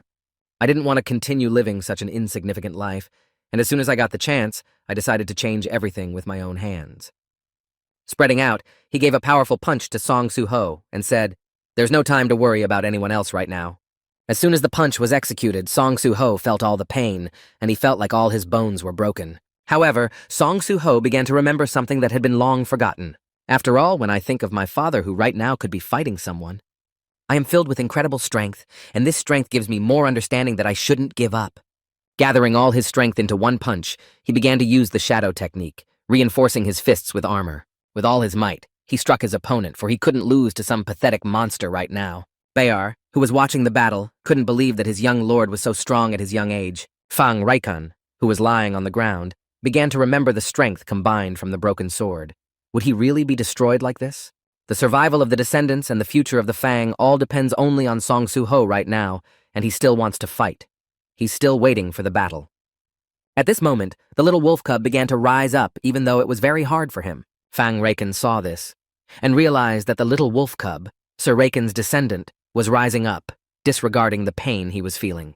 He noticed that Song Soo-ho's fighting spirit inspired the little wolf cub. "The last thing I can do is only help. I can pass on the remaining power in me to the descendant." At this time, Song Soo-ho continued to fight, and although his opponent was very strong, our hero continued to hold back all of his blows. As soon as he was thrown aside, he began to slowly raise his head and looked at the monster that was slowly approaching him. As he lifted his head, he saw a notification in front of him, and the system was showing that he had hit points left. The monster came closer and closer, and with its terrifying aura said, "For a mere worm, you have good stamina." At this moment, it swung around to finally deliver the final blow and destroy Song Soo-ho. But at this moment, the wolf worm, having gained strength, clawed at the paw of the monster that had just wanted to finish Song Soo-ho off. Song Soo-ho couldn't understand what had just happened and where the wolf cub had come from. As soon as the wolf cub completed its attack, he stood up in defense of the young Shadow Lord. Following that, the notification system showed that the Fang descendant was paying tribute to the player's fighting spirit and offered to accept him as an ally. Song Soo. Ho didn't realize if the Fang descendant was the wolf cub he had met earlier. Do I really have to accept him as an ally? The monster in front of them began to speak. Is he really a descendant? Has he absorbed the magic power of the Reconnecting? Hearing this, Song Soo-ho actually realized that this wolf had absorbed the power of the sword. It turns out that Reconnecting sacrificed himself to save his pup. Song Soo-ho had been trying to cooperate with the Fang from the beginning. After looking at the system notification, he decided that there was no reason to refuse, and accepted the invitation. Taking the Fang descendant as an ally, the notification system showed a new window. Data synchronization was now underway. Song Soo-ho began to notice that something was entering his head. He began to see strange memories of his opponent sitting in a cave near a small wolf cub and saying that they would confront the Lord. After all, in this world, it is survival of the fittest, and we will lose a lot if we lose. We will surely become stronger for the future of the Fangs. Bringing his hand up to the wolf cub, he began stroking its head. A little while later, some strange creatures came to their cave, causing the little wolf cub to start shaking with fear. Young Fang began to ask those creatures why they wouldn't destroy him right here and now. The creature in front of him said that he thought this demonic beast was quite useful and had some good abilities. Touching him, the creature transferred some of its power and said it was choosing him. Now Brocky's hyena is to collect people alive and deliver them to them. This power will help him get rid of unnecessary problems. Of course, depending on how he uses it. Most likely, this power would be contrary to his desires. At this moment, Song Soo-ho began to realize that these were the memories of a Fang descendant. These beings who put something in his head are the main instigators who are directly related to Itarim. The Fang descendant didn't want to take revenge on Brocky. He wanted to stop an enraged Brocky. If it had anything to do with their plot, it was necessary to defeat Brocky right here and now. But right now, Song Soo-ho realized that he didn't have enough strength to defeat him. At this moment, the notification system began to show that an additional quest had opened with the appearance of a companion. The quest information is Monarch's Descendants Quest. He must find the descendants of the monarch and make them his allies. The descendants of the monarch becoming allies is one of 8. Due to the proximity with Fang's descendants, the bonding skill is formed. At this moment, the huge blue aura began to glow brightly, and Song Soo-ho realized that something was happening here. BR noticed that the young lord was undergoing a change, not the same as the lord. Brocky, seeing this, couldn't understand what it was. Flying towards Song Soo-ho with all his speed, he swung, determined to stop everything right here and now. As soon as he swung, struck with all his strength, causing everything in the vicinity to start collapsing. But the notification system began to show Song Soo-ho that a skill was being created due to the connection with the Fang descendant. Right now, he had linked his strength together with the Fang's strength. This bonding skill is a level 1 beast transformation, consuming 1 mana per second. The Fang descendant is instilled into his body, strengthening his body and developing beast-like senses. Song Soo-ho couldn't realize if he had absorbed the descendant this time. His body became light and very strong. He felt his senses sharpened. Everything became so unfamiliar and incomprehensible. It helped him move better, avoiding dangers. As soon as he dodged all the attacks, he kicked the monster with all his strength. The one couldn't understand where he got such strength from and why he was losing right now. After all, if you look closely, this is the same kid who fought him a few minutes ago. He can't lose to some person right now, after all. He had spent a lot of effort to achieve and obtain the power he has. Bear, who was watching the battle, realized that the magical power had now jumped up a lot. The beast began to shout that he had no idea what kind of trick he was using, but there was no way he would lose to a human. After all, strength defines the difference between species. He should blame himself for being an inferior being called a human. At this moment, Song Soo-ho began to use a skill and learn the skill of hand-to-hand combat. BR, who was nearby, was angered that this beast was discussing the difference between species in the presence of a young lord. After all, there's no one higher than a shadow lord, and that means he's wrong. He's about to be finished now. As soon as the beast heard these words, it couldn't realize if this kid was really a shadow lord. At that moment, Song Soo-ho jumped back and delivered a perfect and precise punch, which knocked his opponent into the ground. He still did not die and only continued to say that he had to become stronger. That's all he was interested in, just getting stronger. At last, he saw the silhouette of his master Raken. He was angry at himself for not being able to protect him. At the end of the battle, the descendant of the Fang approached his teacher and bowed his head over him, regretting the loss that had just occurred in his life. At the same time, standing behind his comrade, Bear said to his master, "You did a great job, Prince," and heard his name in response. Continuing to look at the motionless body of his opponent, the boy added, "You said you could feel Itarim's energy from Brocky, so a few minutes ago I was able to see some memories of the descendant of the Fang." Continuing to recall what he had seen in his opponent's memories, Song Soo-ho said that the hunters who entered the dungeon where Brocky was had placed something in his eye. Was Itaram among them? And what was the purpose of their attack on Brocky then? In response to Prince Bear's question, he answered that he doubted it was Itarami. The external gods do not act alone, but use their apostles to influence the causality of everything that happens, and most likely their actions are somehow connected with their invasion of this world. To which he replied that this means that Itarami, the apostles, are now on Earth. After his question, realizing some danger and limited information, the boy looked down and added, "If I knew at least a little more about all this, is this all I could learn about Itaram?" In response to his prince's question, Beer confidently replied, "Actually, no, there is another way." To which the prince replied in surprise that indeed there was. Then the subject added that Brocky most likely has memories of Itarim. If I eat Brocky's body, I will be able to see some of his memories, and it will help me in restoring my strength with one shot of two birds with one stone. After hearing the request from his friend, Sung-Soo-ho turned his head to the side and said in surprise, "You had such an ability too, you surprised me." After the conversation was over, the boy's attention turned to the Fang descendant who was mourning the loss of his teacher. Approaching him to ask for permission, the boy said, "If you don't mind, I want to take you somewhere." The next moment, the canine offspring threw his arms around his master and began to lick him, and the boy clearly understood that he was not against going with him. With that agreement, the young master took out his shadow key and used it to open a portal to another world. Once the exit was arranged, before leaving, Song-Soo-ho spoke to his subject whom he was leaving behind to retrieve his memories. "I'm counting on you, Ter."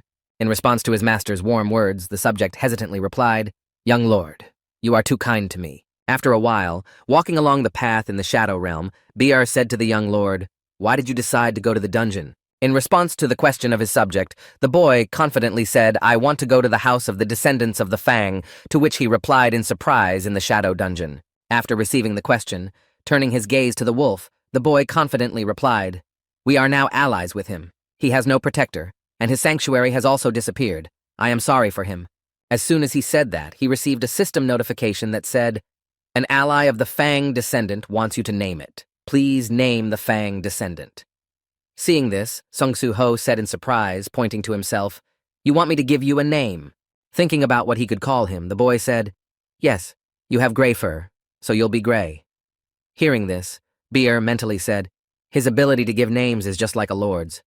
The next moment, the Fang's descendant began to smile happily, and a message appeared above him that said Gray was an ally relationship, a level of trust and respect.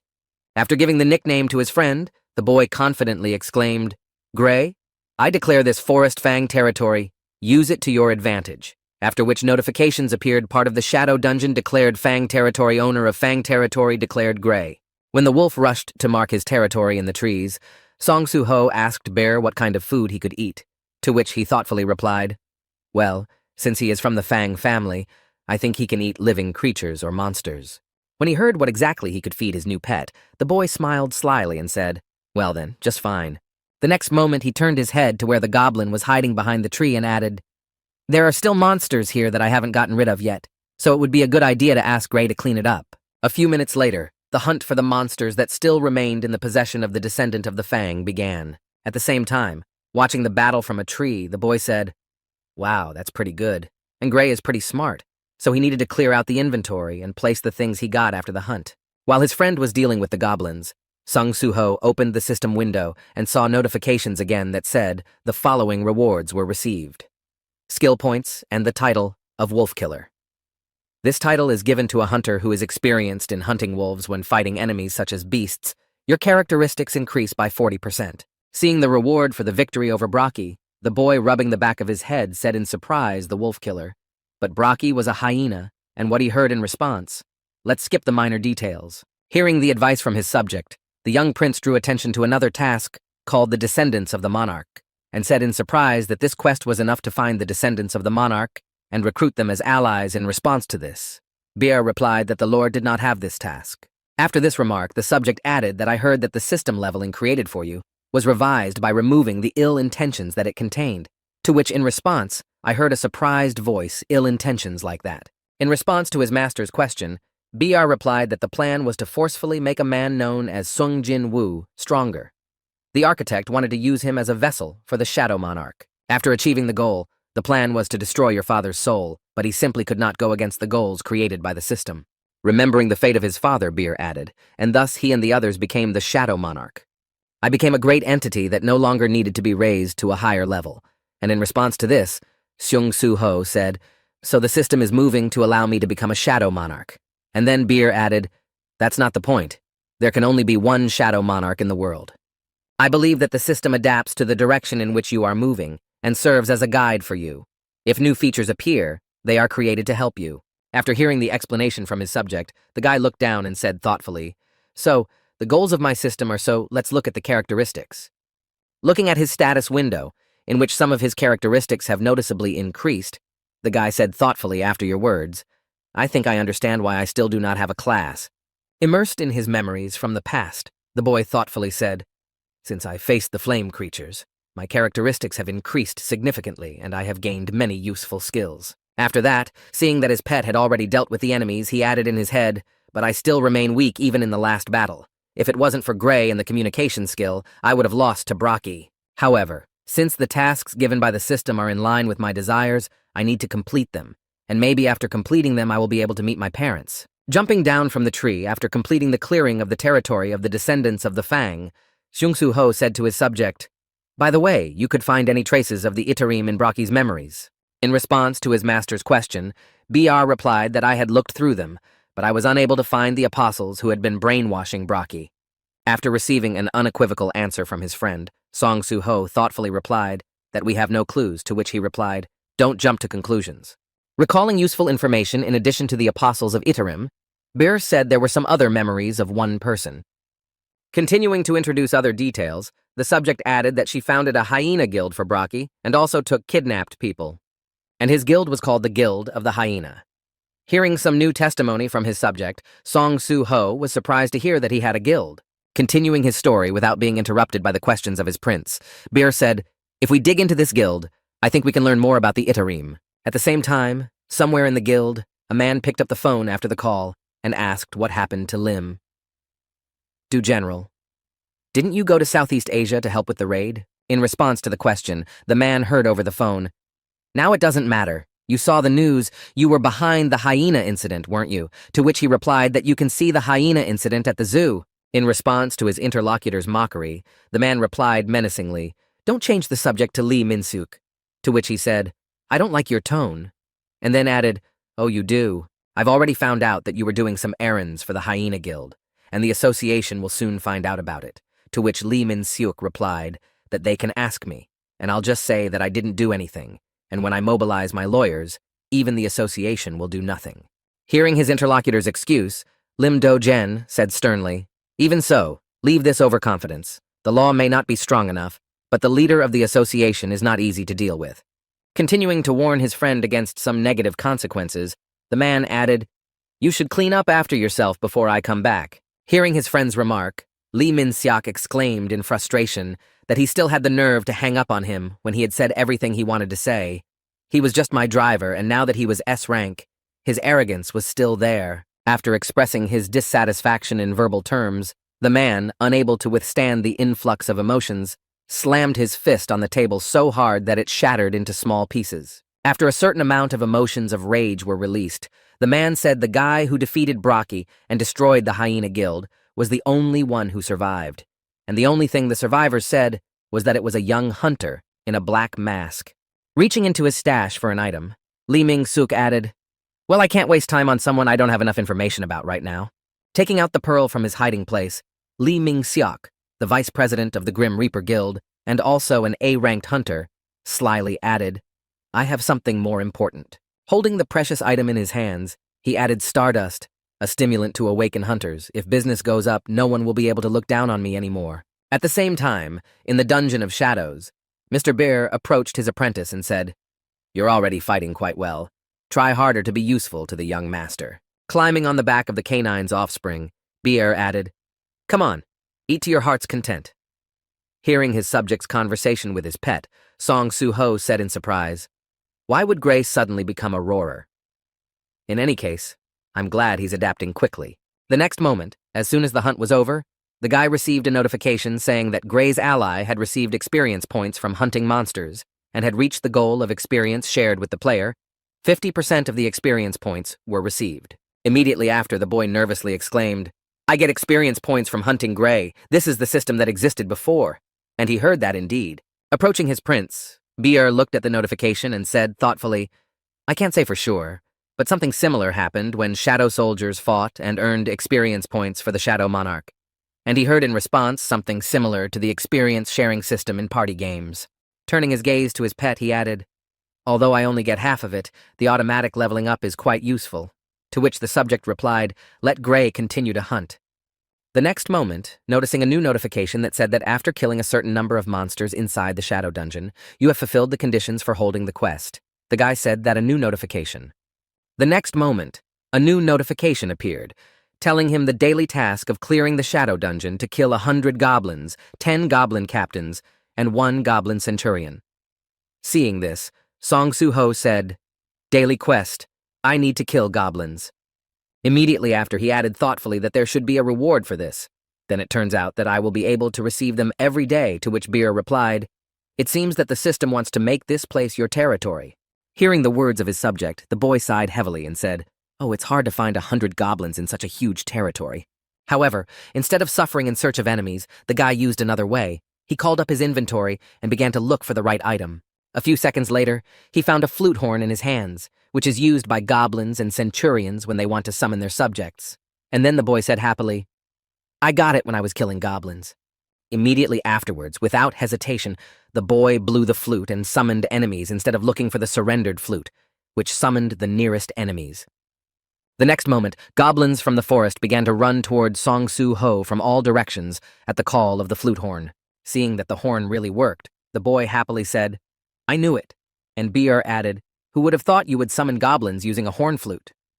As soon as the enemies began to approach him, the boy began his preparations for the battle, and since he was a hand-to-hand fighter, he only had to swing.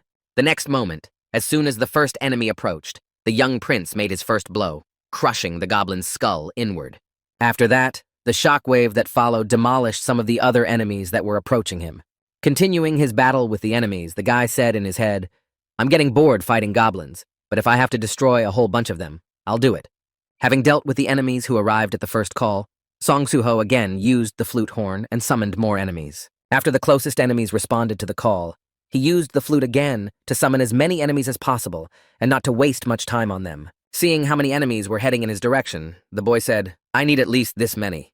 The next moment, while the crowd of enemies was approaching, the young Shadow Lord used his summoning skill and shouted, Rise up, and summoned shadows from the dead monsters. As soon as the shadow subjects rose up, they immediately joined the battle on the side of Song Soo-ho, destroying all the goblins that came their way. The next moment, Gray and the boy also joined the battle to make the battle end faster and complete the daily task. After the battle was over, Gray laid down on the ground with no strength left and began to whimper tiredly because he had been hunting continuously for 3 hours. Immediately afterwards, the boy received a notification that said you have received a reward.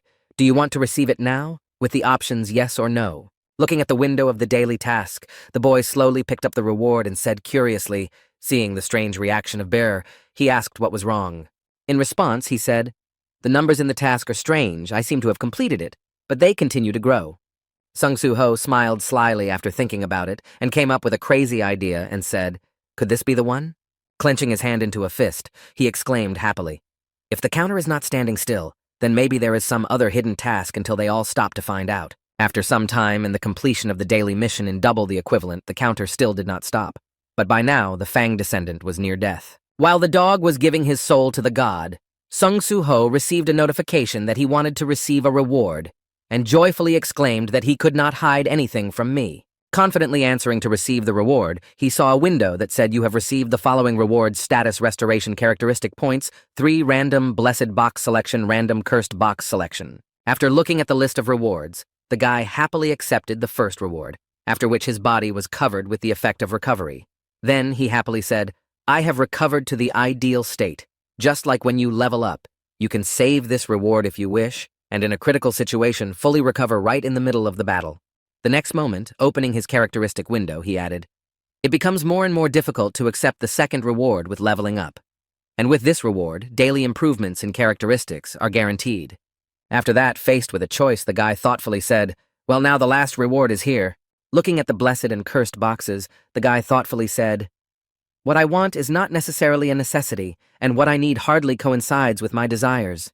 Continuing to think hard about the choice, he added that what I want is too vague, and the list of things I need will not fit on one sheet of paper, so I take the damned box. As soon as he made his choice, an item appeared from the selected box and a notification appeared.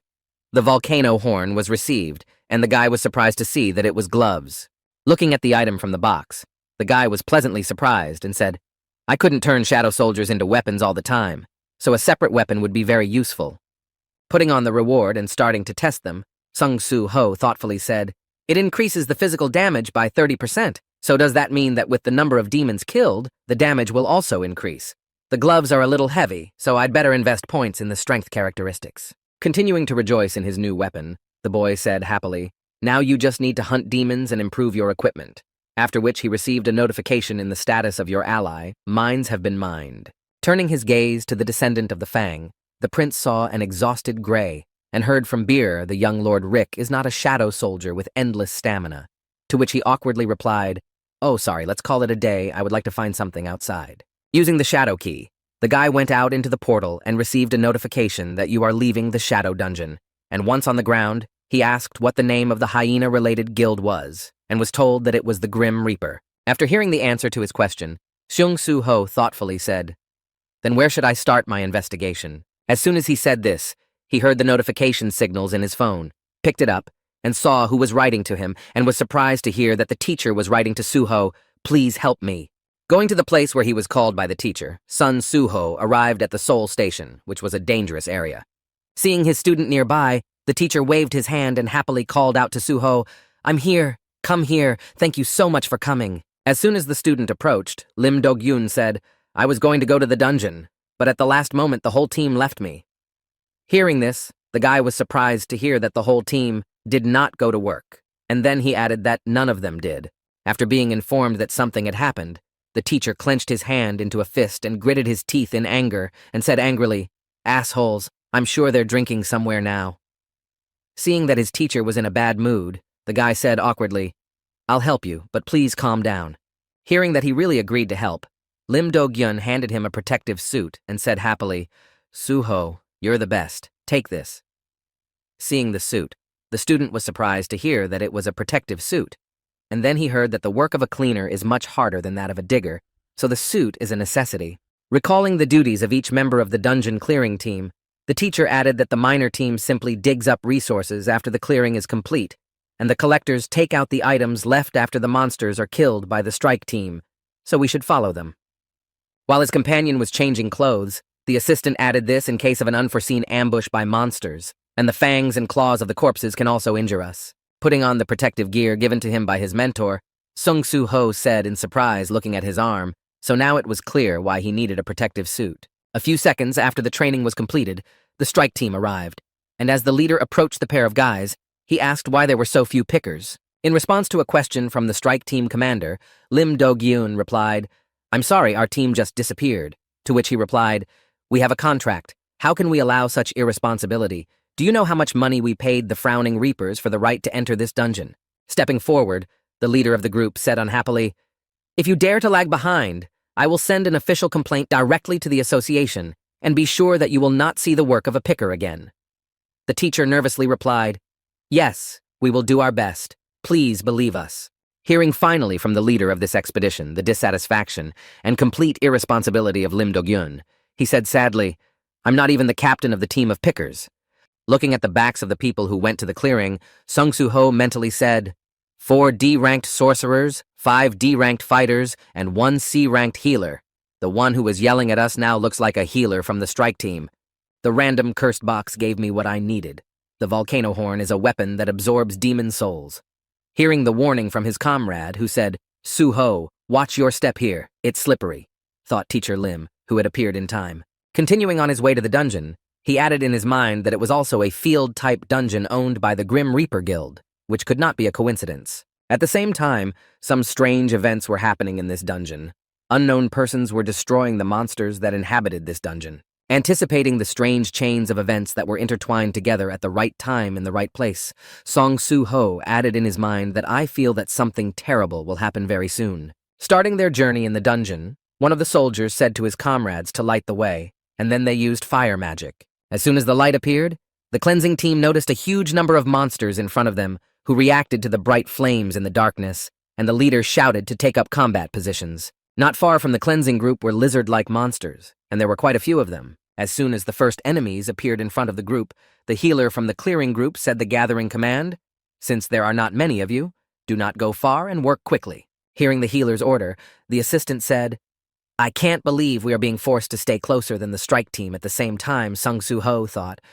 "If a random cursed box gave me a volcano horn, then I thought there would be a demonic type of monster." As he watched the battle against the lizards in the dungeon, he mentally added this would be a good opportunity to watch the hunters' team fight. Turning his attention to each of those involved in the battle, Sung Soo-ho mentally added that he needed to study how they interacted in the battle. The next moment, taking out his key to the shadow dungeon, he said in his head, "Thanks to the daily task, I have many corpses of goblin captains and centurions." Taking advantage of this opportunity, he sat down and touched the ground and said, "Rise up," after which the shadows began to arrive. Seeing his warriors standing in front of him, the boy mentally said, "After increasing my intelligence, I can summon 7 shadow soldiers." A few minutes later, the healer from the strike team wiped his face from the blood of the monsters and said, "Well, we're done here. Now we can rest." Hearing his order, someone from the strike team shouted out a break right now, to which he heard in response that there was nothing to be done. "We only have 2 collectors to think about. They should help us and only delay the rest."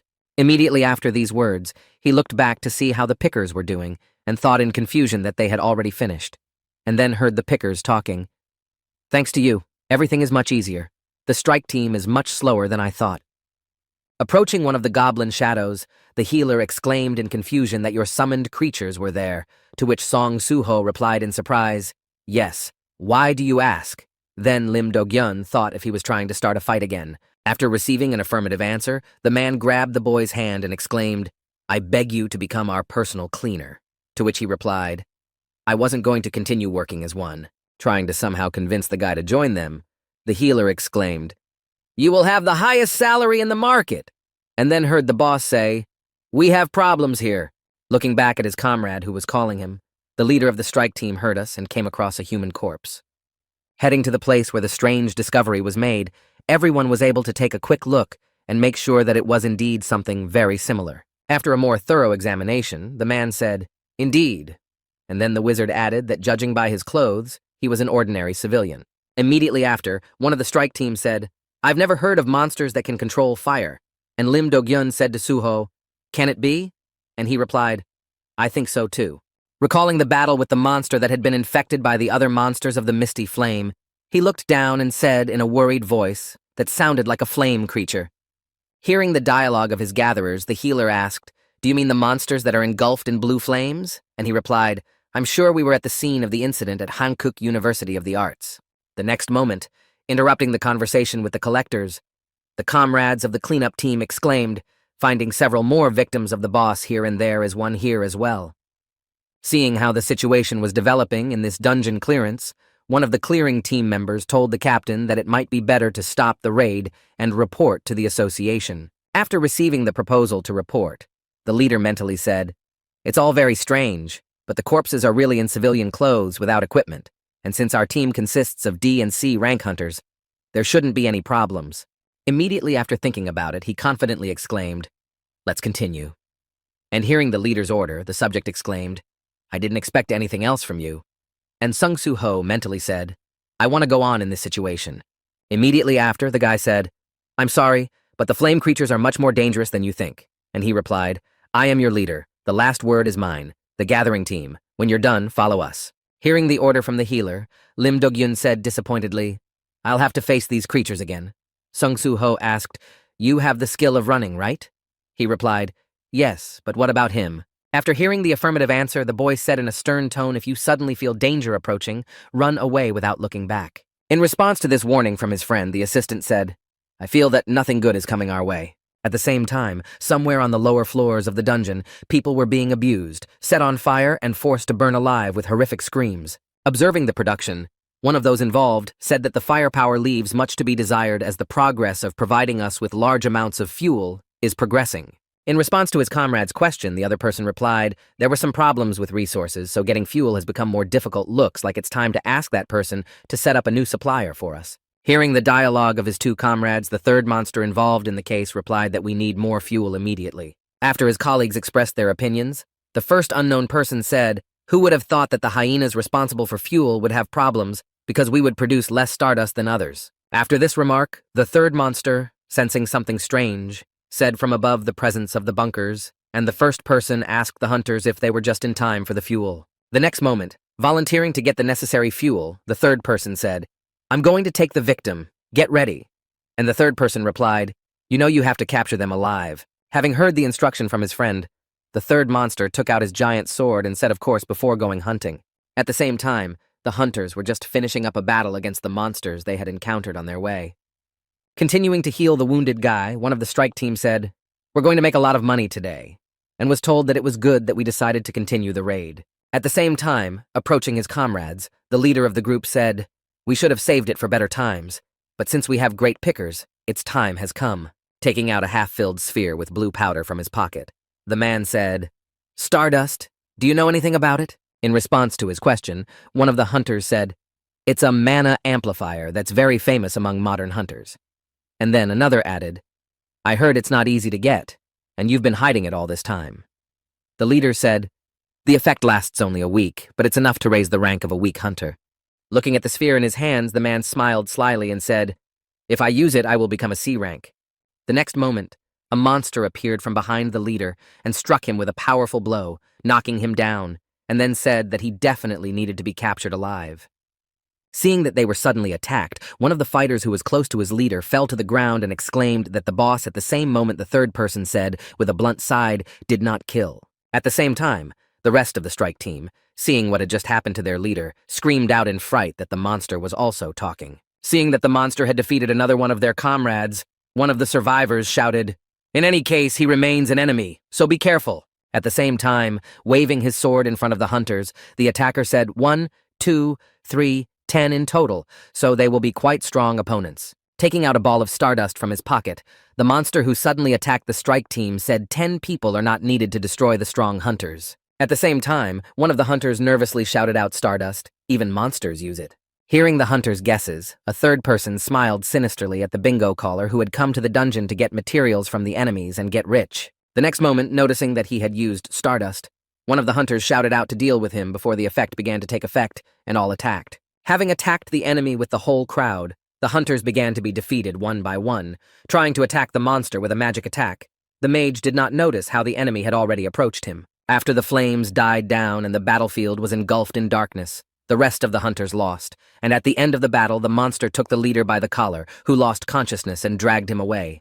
Heading back to his comrades, who were engaged in the production of Stardust, leaving the defeated fighters where they lost, the third person said fuel is provided. At the same time, Sung Soo Ho, who was collecting materials with his friend, received a new notification saying that a new quest had been received. Opening it, he saw the task of rescuing the survivors of the demon nearby, captured several people, try to save as many as possible. The reward will vary. Depending on the number of survivors rescued, the current number of survivors is 7. The number of survivors is 0. Seeing that his master was tense, Beer asked the young lord what had happened, to which he replied that a new quest had appeared. It seems that somewhere nearby there are demons who kidnap people. Looking at the description of the task, he added, "The more people I can save, the greater the reward I will receive. But they may be in great danger very soon." Immediately after turning his head to Lim Do-gyun, the boy exclaimed, "Hey, something seems to have happened to the strike team. Quickly run away from the dungeon," to which he replied, "How did you know?" And then Sung Soo Ho added a premonition. After choosing a couple of his subjects, the guy said, "The goblins will take you to the exit." Seeing that a couple of goblins were already pushing him to the exit, the assistant exclaimed that, "Wait, Soo Ho, what about you?" Hearing the question from his friend, the boy said confidently, "I'm going to go in search of the strike force." Hearing what his student was going to do, the man was visibly nervous, but did not refuse. Heading to the exit with the goblins, he exclaimed, "Okay, then I will only interfere with you. If I survive, I will immediately ask for help in the association." Hearing these words, the guy said thank you. Turning into a hunter with the association of his pet, and putting on the gloves of the volcano horn, Sung Soo Ho said, "We need to hurry up." As soon as he made his decision and came up with a plan of action, a strike team quickly rushed towards the orb to try to save them. At the same time, arriving at his colleagues at the Stardust production facility, the third person said fuel received upon hearing the voice of his friend, The first person said in surprise, "Wow, so fast." The next moment, the first person looked at his colleagues and said, "The gates will soon open and the demons will be called." To which the third person replied, "I won quickly," and then said, "Well, in honor of your victory, throw some wood." The monster got to work and began to sort the fuel and add it to the production, saying it was unfair. While the miner was replenishing, the first person said, "I'm glad we replenished the fuel supply. Now we can produce Stardust without any problems." Holding the product of his own production in his hands, he added the poison we had learned to prepare using secret demonic techniques and a stimulant that was made from berserker venom into Stardust. Berserker poison can increase a person's magical power, but it has one side effect. It absorbs life force, and the side effects of the flames from burning a demon essence crystal soaked in demon blood could be mitigated by replacing them with fire generated from the flames of hell. The first person added, rejoicing in the information he possessed, and it was all thanks to the apostle who had given us this method of manufacturing the product. The next moment, turning his attention to the secondary product that remains after this process, he added magical creatures that decompose living beings and turn them into furious monsters, which is what the apostle brought to our world. Continuing his story, the first one added that thanks to this, low-ranking demons like us had a chance to become stronger, to which the third one replied in the same way. Suddenly, the second of the three demons said that someone was approaching, and the first one was surprised to hear that there were still hunters here. Hearing the guesses of his comrades, the second number, who was replenishing fuel for production, said it was impossible that a new hunter was likely. The next moment, the door to the laboratory flew open and was knocked down by the hunter who burst in to rescue the hostages. At the same moment, rushing at the enemy who had come to visit them uninvited, the second number used his sword to cut the steel door into two pieces that were flying at him. Continuing his attack, Song-Soo-Ho, approaching the demons who had kidnapped the people he was supposed to save, exclaimed, "There you are." After assessing the situation with the enemies standing near him, he confidently said in his head that they were definitely demons. The next moment, turning his gaze to what was behind him, he mentally added that behind them they had tied several flame creatures and were burning them as a ritual. Seeing that the number of survivors hadn't changed, the boy mentally said, "Fortunately, people are still unharmed." But the second man had already made his strike, and his sword almost reached the boy's flesh. However, at the very last moment, reacting to the enemy's attack, Song-Soo-Ho was able to dodge, thus avoiding all the damage. Immediately after avoiding the demon's attack, the boy swung his fist and asked, "So did you kill the hunters?" At the same time, noticing that the enemy was quite strong, the first of the demons behind him said he was able to dodge the attacks of the one who had taken the Stardust of the younger one. "So you need to take matters into your own hands, brother." While the elders were taking Stardust pills to enhance their magical powers, the second number continued to fight the battle against the attacker.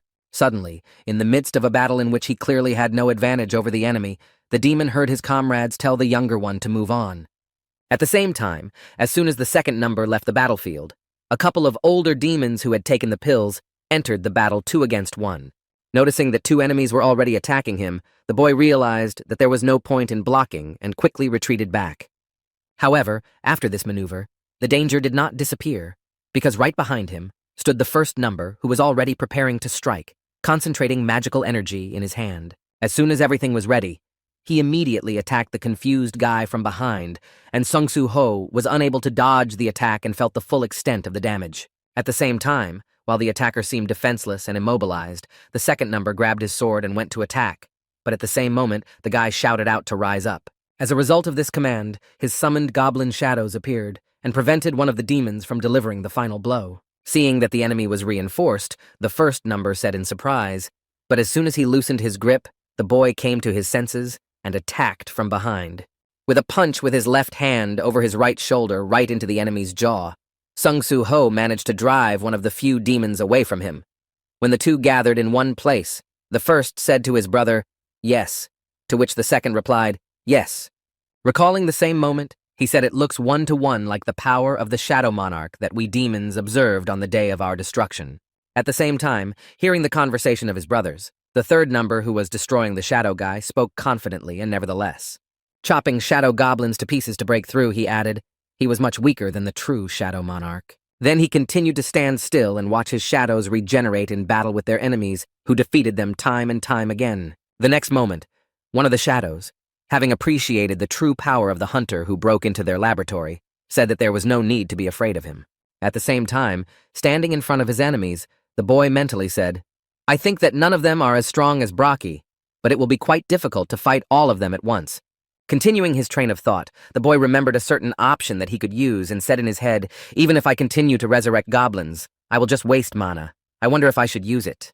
The next moment, he plunged into the memories of Debir, who said to him, as you said, I kept the corpse and absorbed enough to read its memories. Shadow soldiers grow weaker over time. For what reason did you decide to keep it? In response to his subject's question, Song Soo-ho replied simply, I was thinking about something when I saw his last moments. Looking at Braki's lifeless body, he added thoughtfully, if he was under the control of the Itarim in the last battle, I wondered if I could use my power to make him my warrior. Immediately after, I turned my gaze to the pet standing next to him and said, of course I need Gray. Seeing by the behavior of his ward that he did not oppose his decision and was acting strangely, Sung Soo-ho said, Gray is fine. Daring to do what he had planned, the boy used the key to the Shadow Gate and said to Braki, Rebel, if you repent, I'll give you a chance to fight. Continuing to call upon his previously defeated opponent as a shadow to stand by his side, the boy added, tell me if you still have the thirst for battle. The next moment after the inspiring words, a giant shadow of Braki's body began to appear from the portal. After a rather spectacular appearance, the shadow that had just appeared also had a system plate next to it that said Braki Level 1 rank normal. At the same time, seeing whose shadow their enemy had summoned and who was fighting against them, the first of the three demons exclaimed in confusion that Hyena Braki, don't tell me that this guy defeated him. After using both of his fighters, Sung Soo-ho confidently said, now here I am, Gray and Braki, and that's our whole squad. After which, Bear sadly said in his head, pointing at himself, young master, please don't forget about me. Having re-entered the battle with his full army, the boy confidently exclaimed, well, now let's start the real battle. Sometime after the battle began, another unknown person appeared on the battlefield and said whoever summoned me was a demon who was hunting for me. The next moment, she noticed the battlefield in front of her, where the three demons and the shadow soldiers who were opposing them, along with the boy, and asked where the shadow soldiers were from. As his shadow soldier took on the third demon, Sung Soo-ho continued to fight the hard battle and thought, now we have one less enemy to deal with. Seeing that his ally was currently being pinned down by the number one demon, he again used his electric sphere attack and fired it in the direction of the boy to save the number two demon.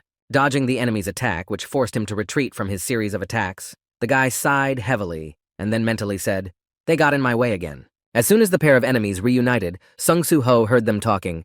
Junior, be careful, he mentally said. I won't be able to deal with them easily if the battle drags on. Gray will drain me of all my mana. The next moment he turned his gaze to the shadow soldier he had summoned and said, even Braki, having become a shadow soldier and lost some of his power, has reached the point where he can only fight one of them.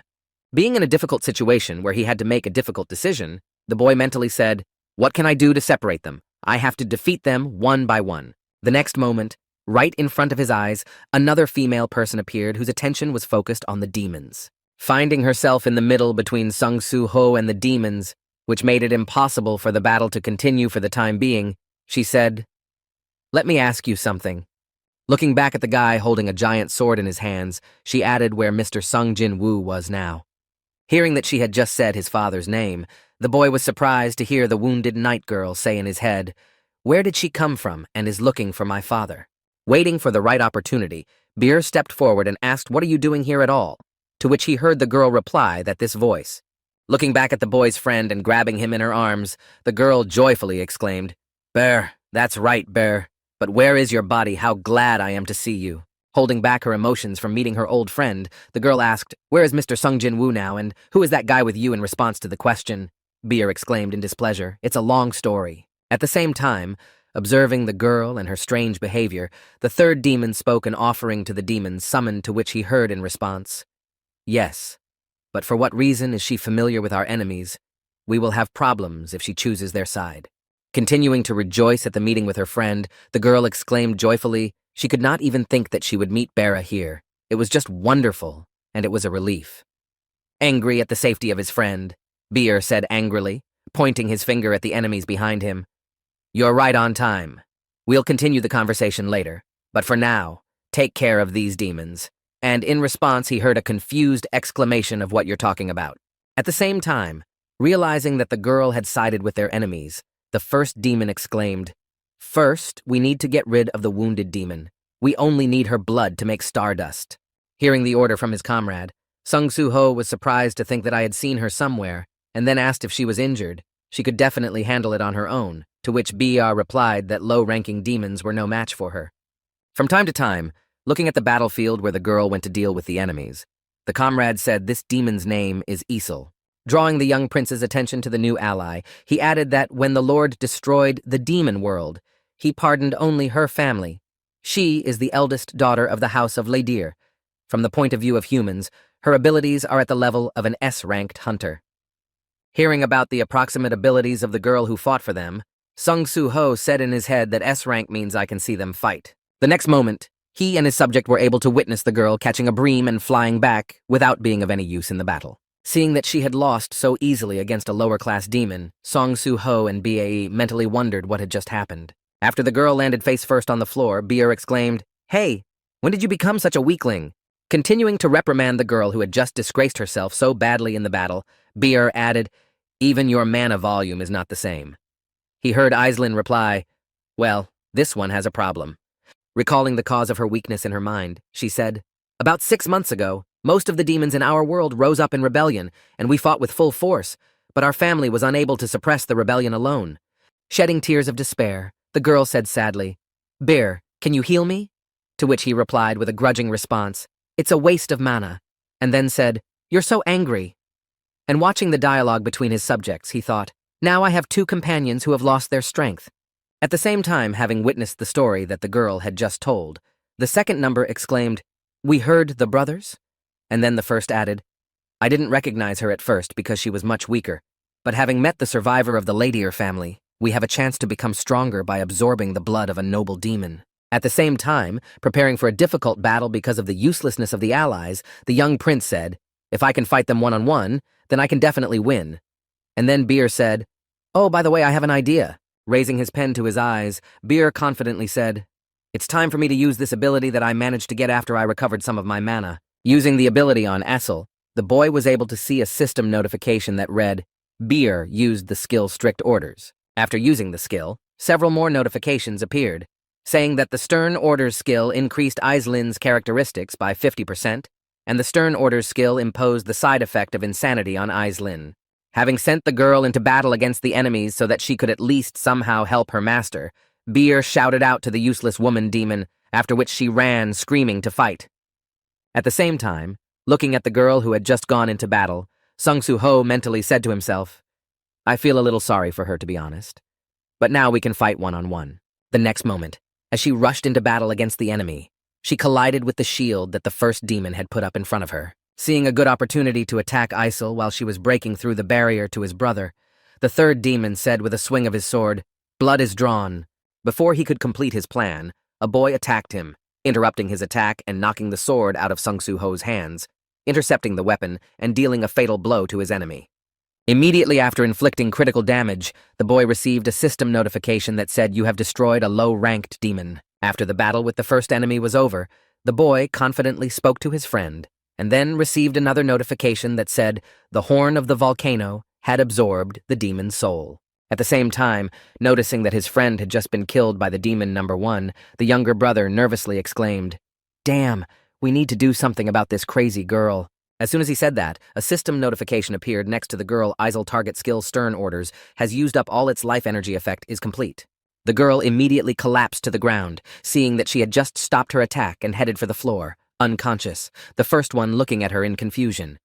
Not realizing what had just happened to the girl, he mumbled what it was, and at the same time, right behind him, Sung Soo Ho appeared, already placing his hands on the enemy's head to twist his neck. Having completed the massacre of the enemy who had just lost his vigilance on the battlefield, the boy confidently spoke to the second enemy, now also completed. After destroying the second enemy, the guy again received a system notification that said the horn of the volcano had swallowed the demonic soul. Seeing that only he and the second demon were left on the battlefield, the second demon said in his head that they now had a numerical advantage, useless idiots. Throwing Braki into the wall to free himself from the onslaught of the enemy that was hindering him, the monster said in his head, but it was not over. Seeing some chance that he had to win even in such a situation, the demon took off running and rushed towards Isel. In a few seconds, the enemy was almost able to reach her and grab her, all to drink her blood and become much stronger. When his target was at arm's length, the second number spoke, "I need to become stronger by absorbing the blood of a noble demon." Noticing the intentions of his enemy who was heading towards the unconscious girl, Sung Soo Ho interrupted his approach and shouted, "No way! I won't let you do that!" With a sly smile in the face of the enemy he had just thwarted, the boy said, "Leave me some of that now." Holding the enemy in a certain fixed position, the boy shouted Brocky, and then his shadow warrior subject pounced on the enemy and began to do his job. As soon as he grabbed the enemy with his paws, he immediately opened his jaw with sharp teeth and took the enemy's life so that he would not bother them in the future. Some time after he lost consciousness, when he saw that a seal was getting up and her legs were standing, Rocky asked her if she was alive, and she replied, "You're very rude. I can't believe that anyone but Mr. Sung Jin Woo can lead the Shadow Soldiers. Who is he?" Hearing the question from his friend, Bei smiled slyly and said, "You lack loyalty, so you don't know about him. So use your brain and guess who he is." Directing the girl to the right idea, he added, "I'll tell you right away. You don't have many options." Hearing this remark and realizing who was in front of her, Aislinn was surprised to hear this. At the same time, having received many system notifications about soul absorption, leveling up, and defeating the enemy, he saw the notification about the shop and said in surprise that the shop had opened. As she continued to look at the boy and compare his approximate age with the time of the event in her head, she confidently said in her head that it was indeed him. When she came to the conclusion of who exactly the boy was in front of her, she nervously exclaimed, "Young master!" Finally realizing who was in front of her after the prompts of her friend, Aislinn, kneeling down after coming to her senses, said, "It was you, young master." Not understanding the girl's reaction to him, Sung Soo Ho looked at her out of the corner of his eye and mentally said, "She just called me young master." The next moment, he turned his gaze to her and heard her nervously add, "You've changed so much since then that I couldn't even recognize you." Immediately afterwards, the girl, fainting from exhaustion, leaned to the side and said, "But you look just like Mr. Sung Jin Woo," and then collapsed to the ground. Seeing that she had just fallen to the ground again without showing any signs of life, the guy was visibly nervous because something had happened to his new subject. While his friend was examining the girl, Song Soo Ho asked BA if she was going to be okay, and he heard in response that it seemed she had fainted from overwork. She was still alive, so there was no point in worrying. After reassuring his soul that his subject was not in danger, Song Soo Ho went to the hostages and, having freed them all, sat them down in a row against the wall. Immediately afterwards, system notifications appeared in front of him. The task of rescuing the survivors is completed. The number of survivors rescued is 7. You received a reward for completing the quest upon seeing him. The guy said, "Well done for saving all 7. Immediately afterwards, 2 more system notifications appeared that said you receive the following rewards. Reward 1 skill point plus 3 reward to 700 gold. You received 700 gold. When the guy saw that he had been credited with money, he was surprised to hear that it was all gold. Immediately afterwards, he used the new leveled up feature and said to open the shop after reviewing it. He mentally added, as I thought, "I guess I can buy items in the shop window for gold, and there are quite a few items and potions to buy." Recalling his childhood moment when he received money for some work, Sung Soo Ho thought about earning money by doing tasks, just like when I was a kid, and got pocket money by doing small errands. After looking at his friends in the store and recalling fond memories from the past, the boy happily said, "By the way, since I inherited the system from my father, thank you for the pocket money, father." Having bought a recovery potion in a store, the boy looked at the description, which said that after use it restores 500 points of health and can be stored in a vault, but cannot be passed on to someone else, and said disappointedly, "I can't pass the item on to someone else."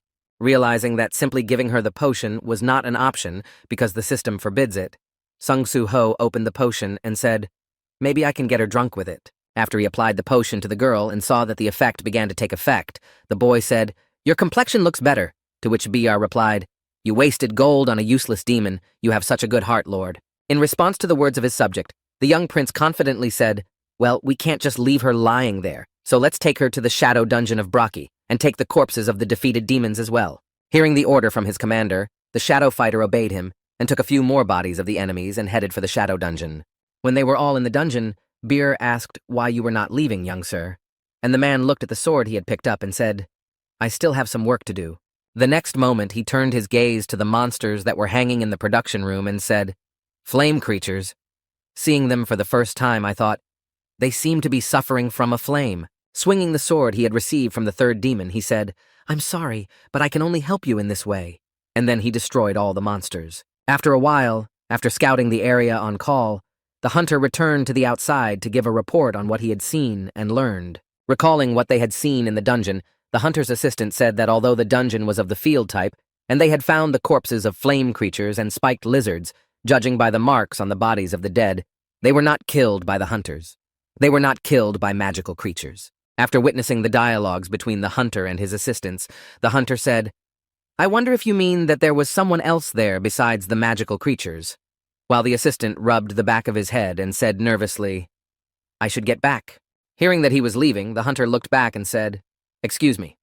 You are Lim Do-gyun, who reported this case. There is information about a certain Song Soo-ho in the team of this strike force. Do you know him?" And he replied, "Yes, he is my junior colleague who agreed to help." After receiving the answer to his question, the hunter said sternly, "You have no idea where he is at this time." In response to the question of the man who was leading the investigation, the boy said confusedly, "Well, how can I put it to you?" Throwing his hand behind his head and rubbing the back of his head nervously, he added, "We escaped from the dungeon together, and I evacuated him to a safe place. I'm ashamed to say we are E-rank hunters and could only ask for help from the Hunters Association."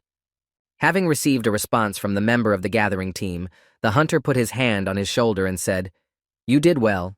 Being an E-rank hunter, you made the best possible decision in accordance with the instructions of the Hunter Association." After completing the interrogation of the witness, the man headed back to the scene and said to search the area thoroughly for any traces, and Lim Do-gyun breathed a sigh of relief. Recalling his friend's words before saying goodbye before fleeing, when he said, "I need to go to the strike team," the assistant thought, the one who saved the surviving hunters was Soo-ho.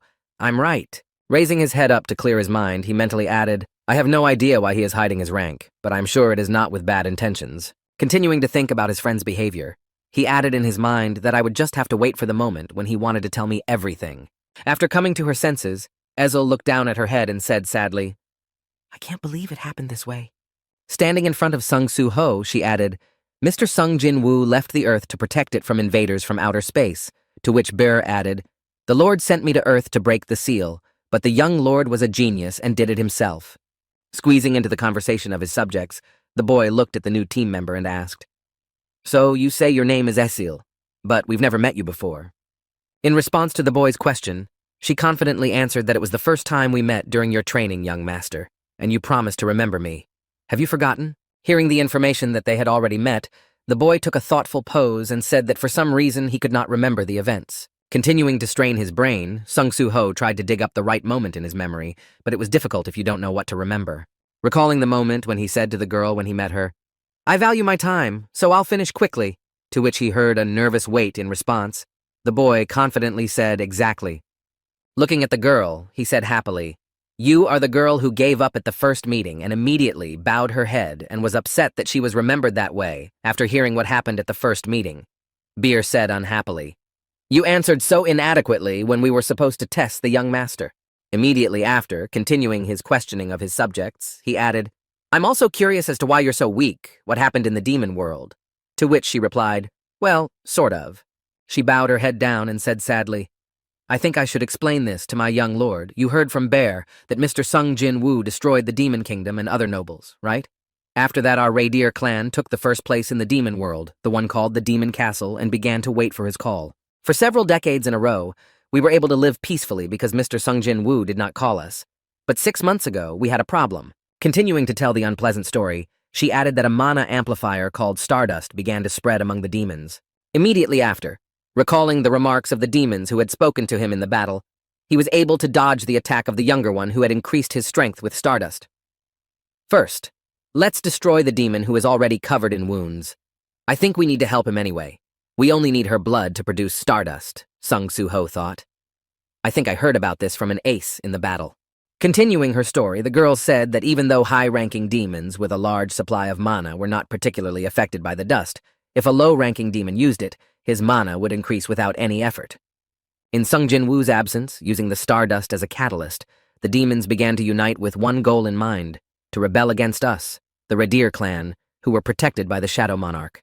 The next moment, recalling the beginning of the serious consequences, Asil spoke, and the rebellion that suddenly erupted on the basis of Stardust quickly escalated into a full-fledged war. Not forgetting the attempts to stop it and the consequences, she added that the Reindeer clan was fighting to defend the demon castle that was personally entrusted to us by Mr. Sung Jin-woo. After hearing some of this, the boy just stood there with his head down as Essel spoke.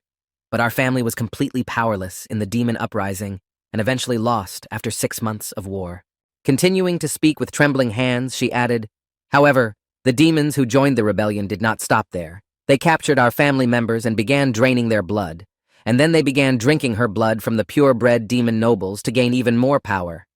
Clenching one hand in the other, as she told the difficult story, she added, "That's how my father and the entire clan died, and that's how I became weak, losing my strength along with liters of blood."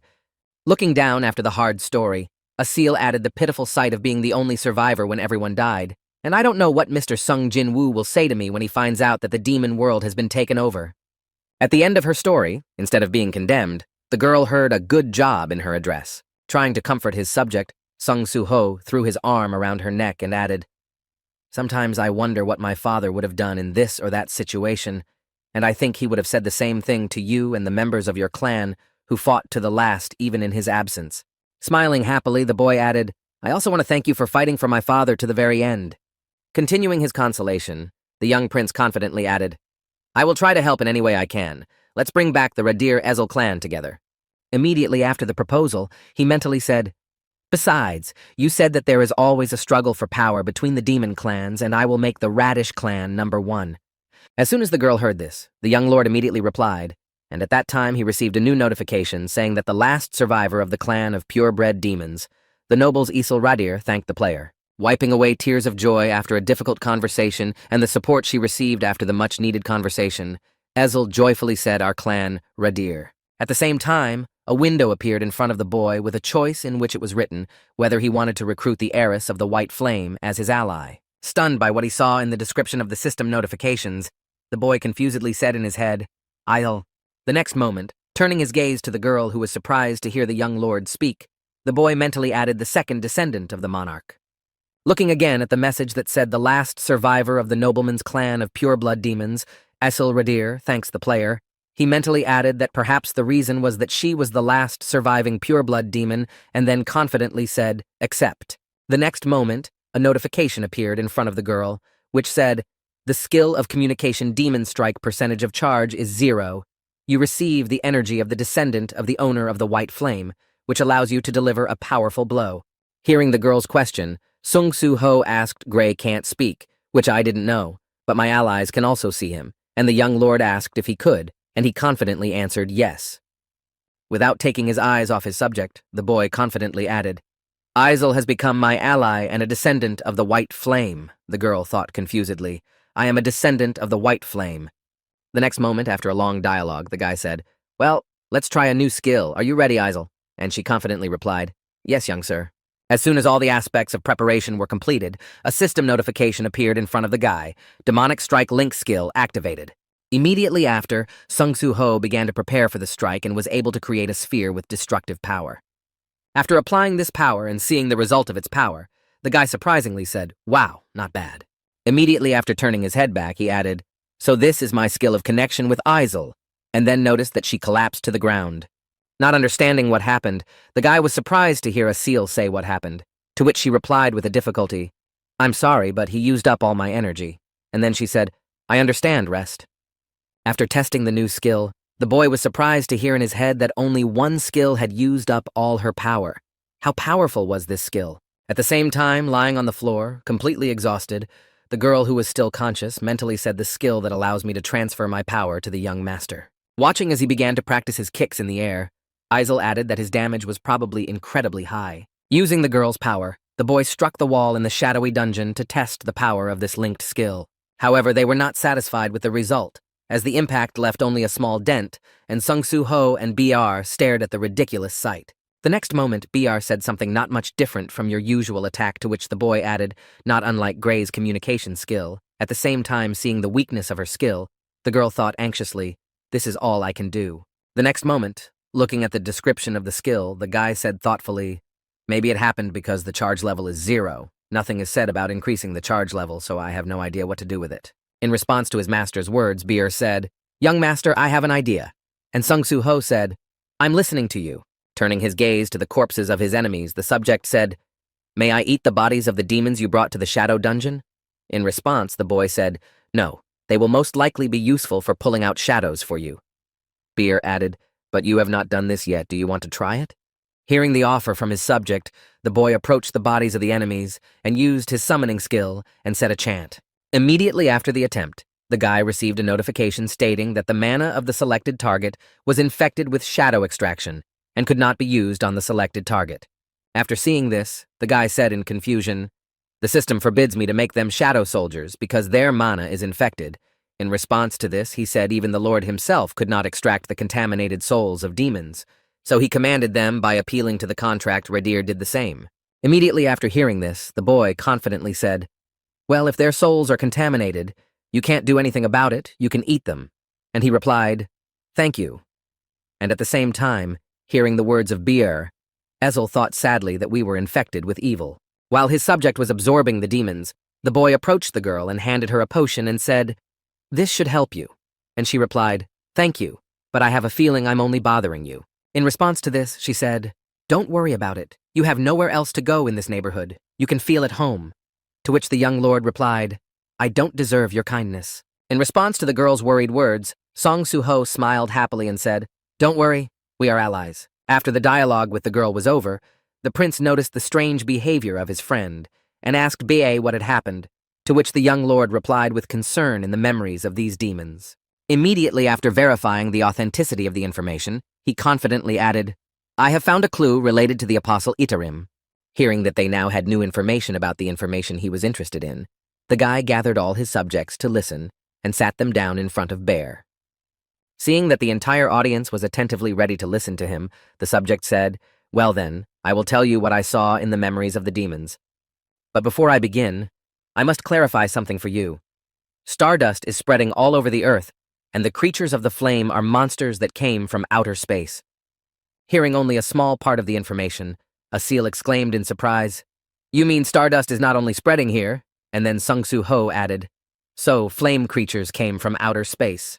Then pointing to the shadow warrior in front of him, he added, "It was fate or coincidence, but the demons I absorbed were connected to Broki, in other words, the hyena guild from Mount Wanaxen." Imagining this picture of cooperation in his mind, Burr added that the hyena clan characterized people and supplied them to demons who were used as materials for Stardust. Continuing his story, he added that of course Stardust is also produced in other places, and they are called Stardust factories. So what we end up with is that the first hyena clan kidnapped humans to make Stardust and infected them with the flame creature. The next moment, picturing the image of a reaper in his head, he added, "After that, the Reaper clan took over and delivered them to the factories.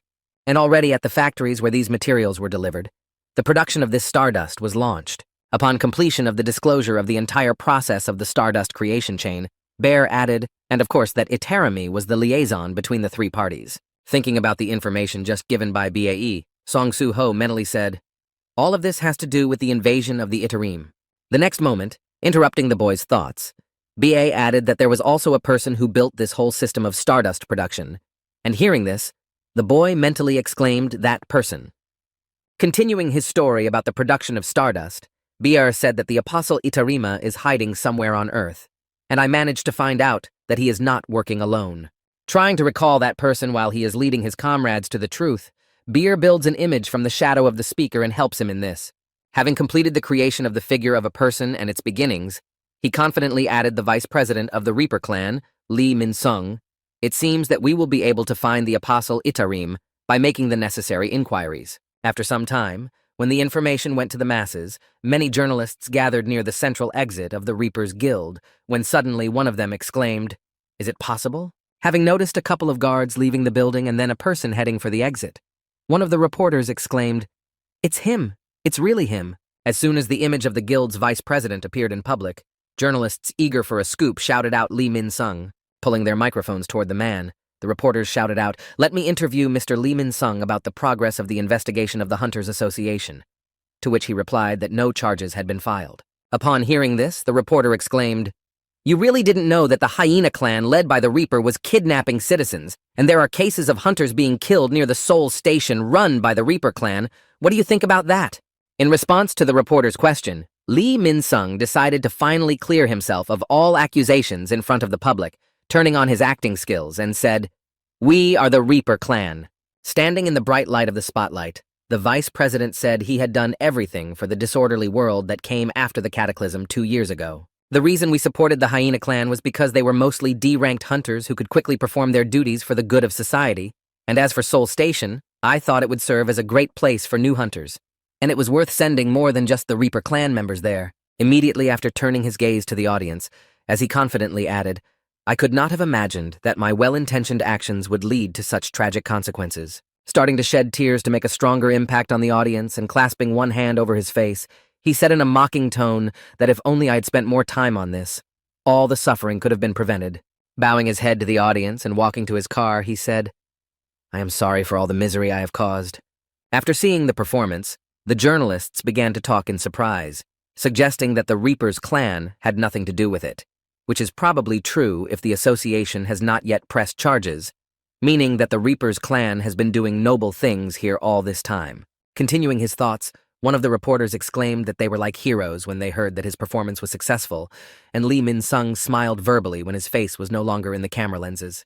Gloating over the fact that he had managed to deceive naive people, the vice president mentally said that such a simple role for the former greatest star of all Asia was a bite for the fish.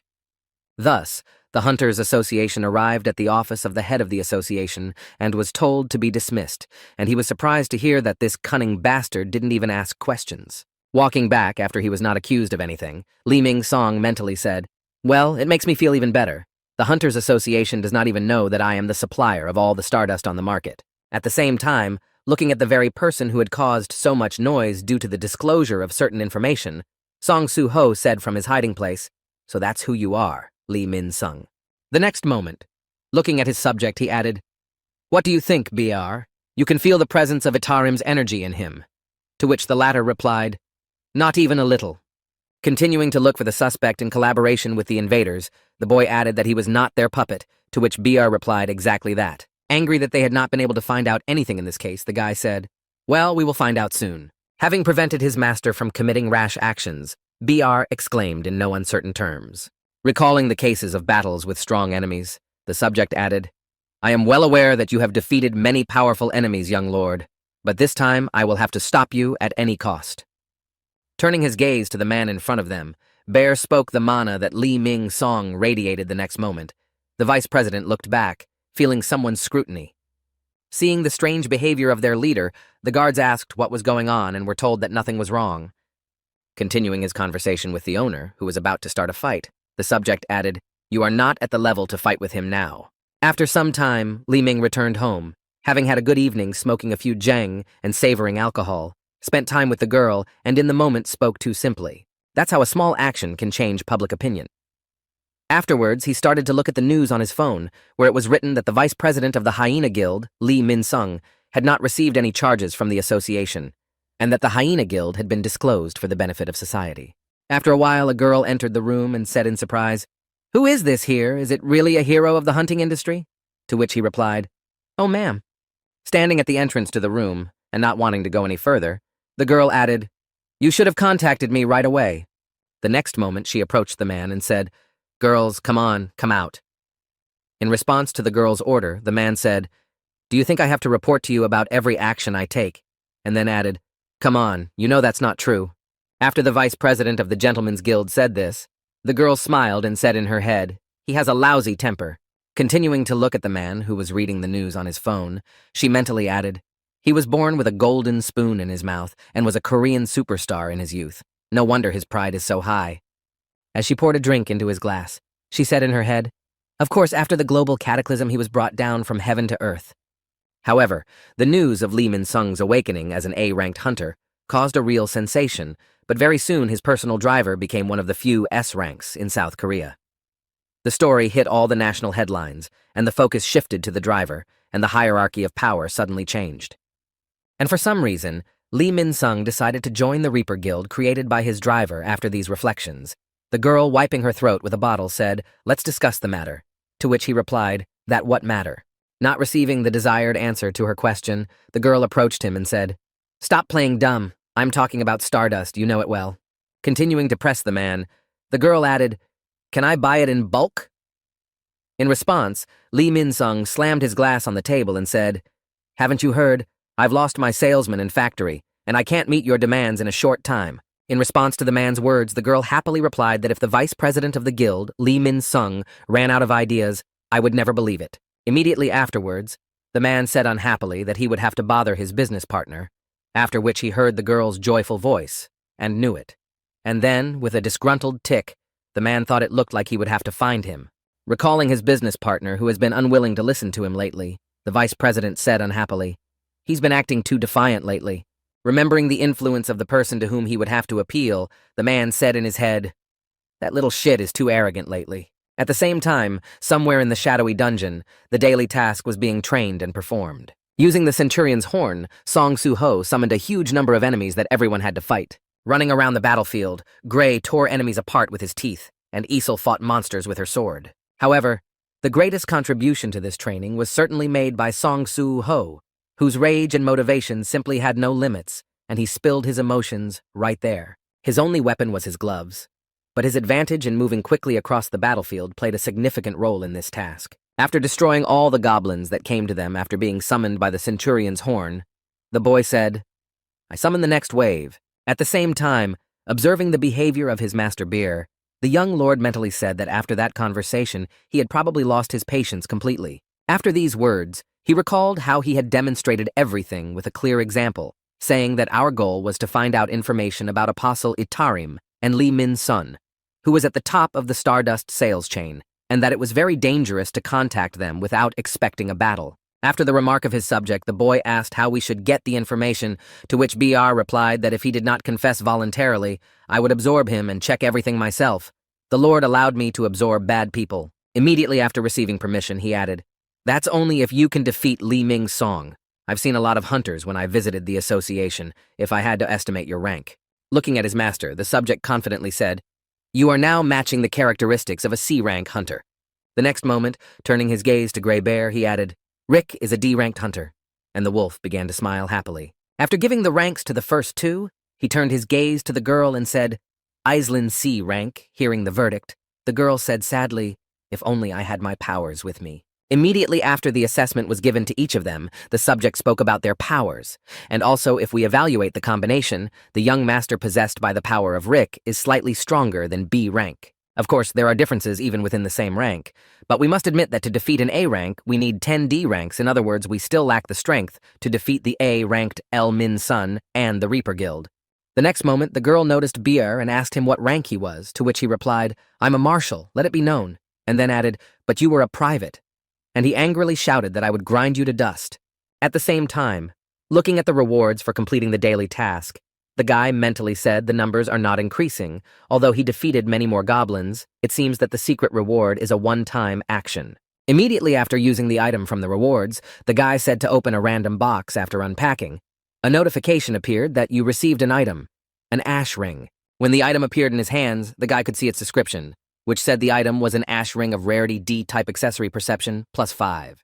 You have equipped the ash ring with perception points 34. Seeing the effect of the item, Sung Soo-ho mentally said ring that improves perception by 5. Immediately after the momentary joy, he spoke in disappointment in his head while looking at the object, but it didn't change the course of events very much. The next moment, he turned his gaze to the monsters lying on the battlefield and said in disappointment, "Hunting goblins doesn't increase my level." Immediately after looking at the description of his gauntlets that said the item was a volcano horn, the effect of the thirst for destruction increases physical damage by 33%. He mentally added that after hunting demons, the damage of the volcano horn increased by only 3%. Putting on his gloves again after putting on the ring, the guy mentally said, "I need to build up my strength as quickly as possible, but I don't have many ways."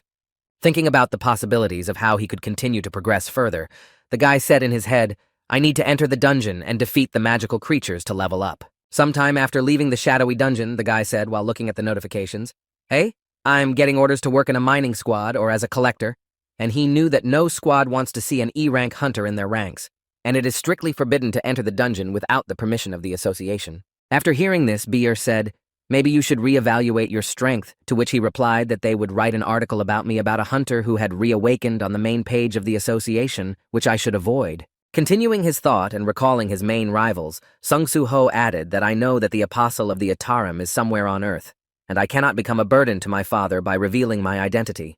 After these words, he thought about further actions and said thoughtfully, I can't even defeat Lee Min-sung, let alone the apostle.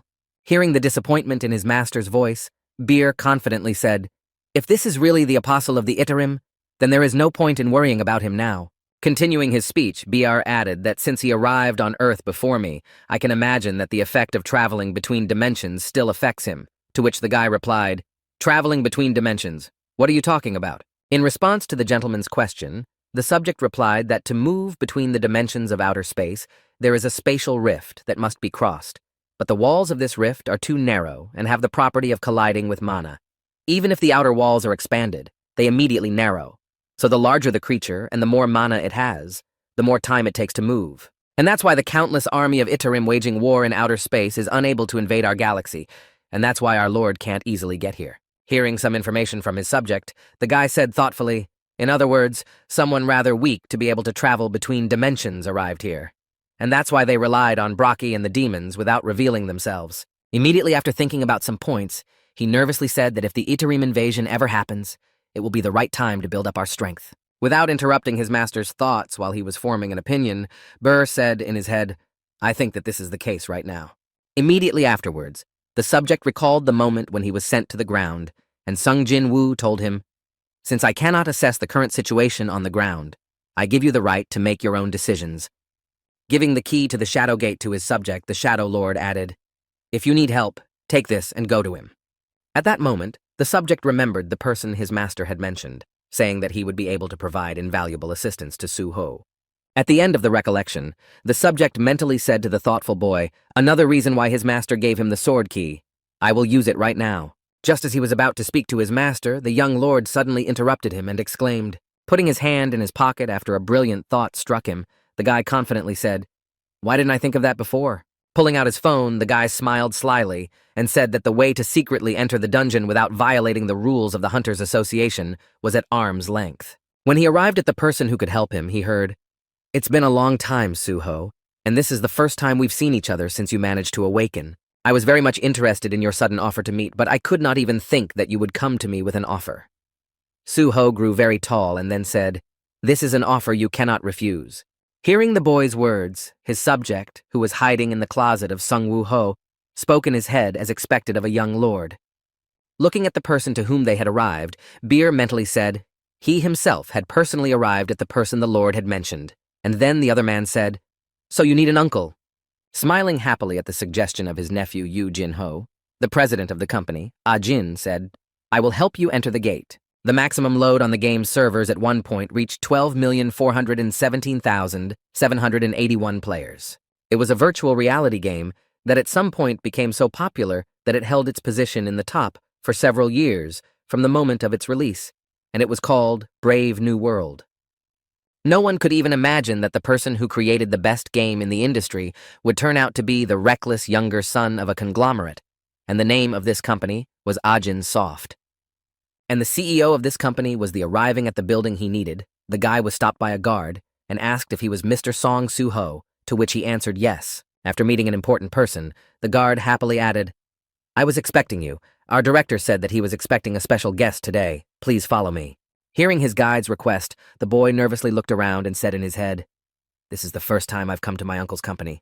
Assessing the staff he was passing, following the security guard, the boy wondered why there were so many awakened people among the employees. Suddenly, at one point, the guard looked back at the boy and said, you must be wondering why there are so many awakened people in our company. Not everyone with power is willing to risk their lives by overestimating the dungeons. With decent pay, they can also participate in missions or work as guards. Then the guy said in surprise the game company provides hunters with missions to which he heard in response at the moment we are working on a certain project.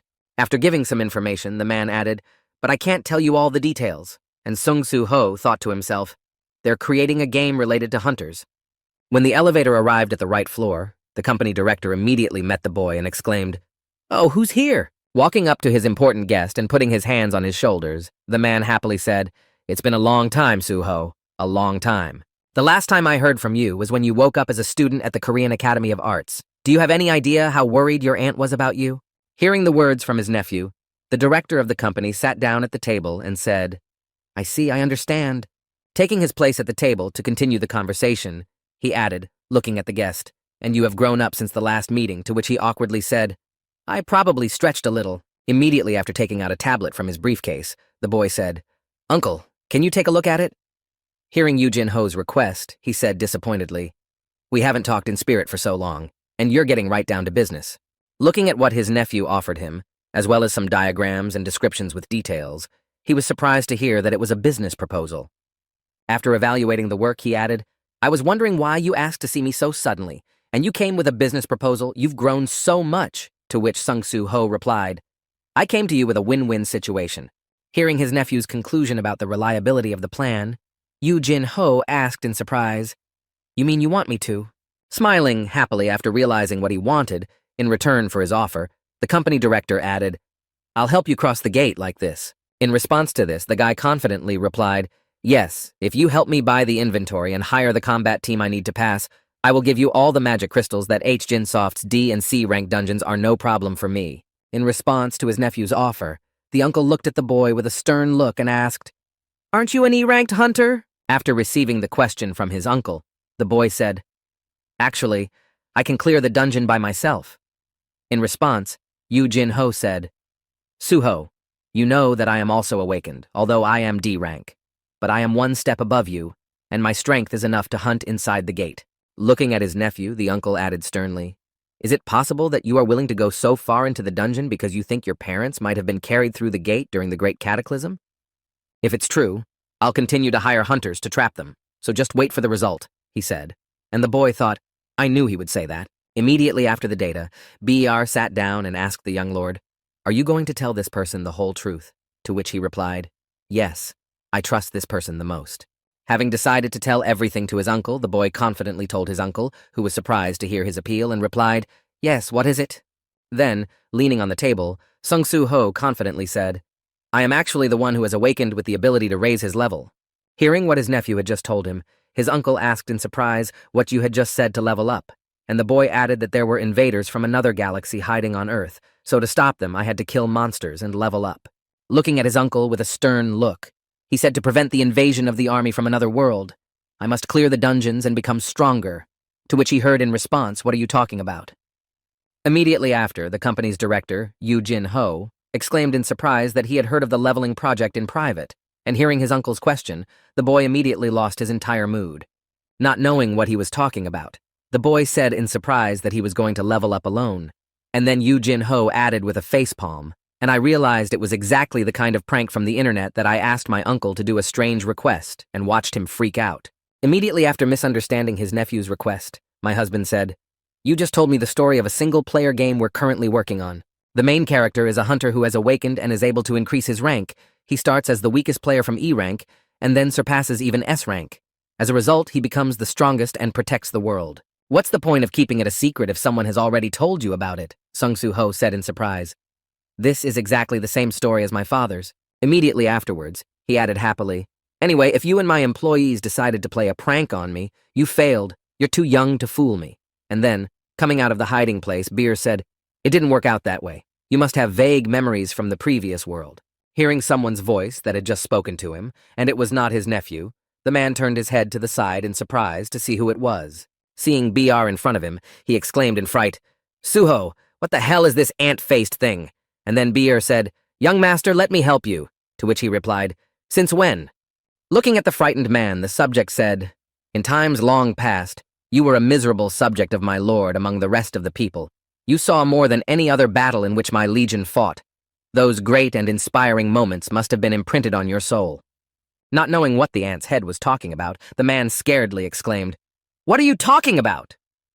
And Beer took the shadow key and said he would rather do it than explain it in words. Sticking the key into the man's chest, Beer said it was a gift from the Shadow Lord, and the man screamed in fright, "What are you doing?" The next moment, Yu Jin-ho found himself in a completely white room with nothing at all, and he said in confusion, "What?" The next moment, an indistinct image appeared in front of him, which slowly took shape and became normal. Looking at it with a certain vigilance, the man recognized who was standing in front of him and said in surprise that it was me.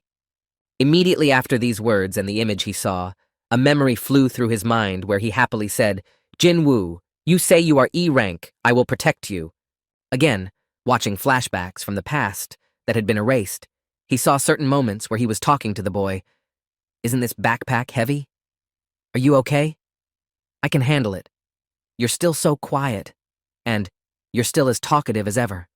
After the memories of the help and the first meetings with his friend, Yu Jin-ho saw a passage in front of him where he was in a difficult situation against the hunters and heard you take his side and fight against us. Then he saw the memories that happened later. Standing in front of Sung Jin-woo, he shouted out only 20 times, "No, help me," only 19 times when he ignored him and went about his business. The boy grabbed him and shouted out, "Please listen to me." Seeing another moment that also happened in the lost memories, he said a full set of armor made by an artisan from Italy. "It increases my strength. If the two of us went to the dungeon, I should be ready, right?" Hearing about the armor, Sung Jin-woo said sternly, "You better take it off before I ask you to do so again." Hearing the order, Yu Jin-ho replied sadly. After some time, sitting at the table after the cleansing was completed, the man said to his friend, "You not only saved my life but also helped me with the raids. You are closer to me than my blood brother." Hearing the words of his friend, with whom he had already experienced a lot of things together during the clearing of the dungeons, Sung Jin-woo said to him, "If you consider me a blood brother, then you are." Holding out a shot glass of alcohol to him to confirm the words and cement their bond, Sung Jin-woo said, "Then I will consider you my brother as well." Recalling all the things he had forgotten from the past, the man did not realize how he started crying, and when he came to, he confusedly said what had just happened. Wiping away the tears that did not want to stop, he added that he was in this world to meet Jin-woo again. Seeing the man's strange behavior after being taken over by the subject, Song Soo-ho asked Beer what you did to him, and was told not to worry. There was no reason to worry. Turning his gaze to Yu Jin-ho, who was trying hard to stop his tears and covered his face with his hand so that he wouldn't be seen like that, Bae added, "I just restored his memories from the previous world." Finally recovering from the memories that had come to him all at once, his uncle said, "You have adopted Jin-woo's boundless power, his son, right?" And he replied, "Yes, but it's a little different."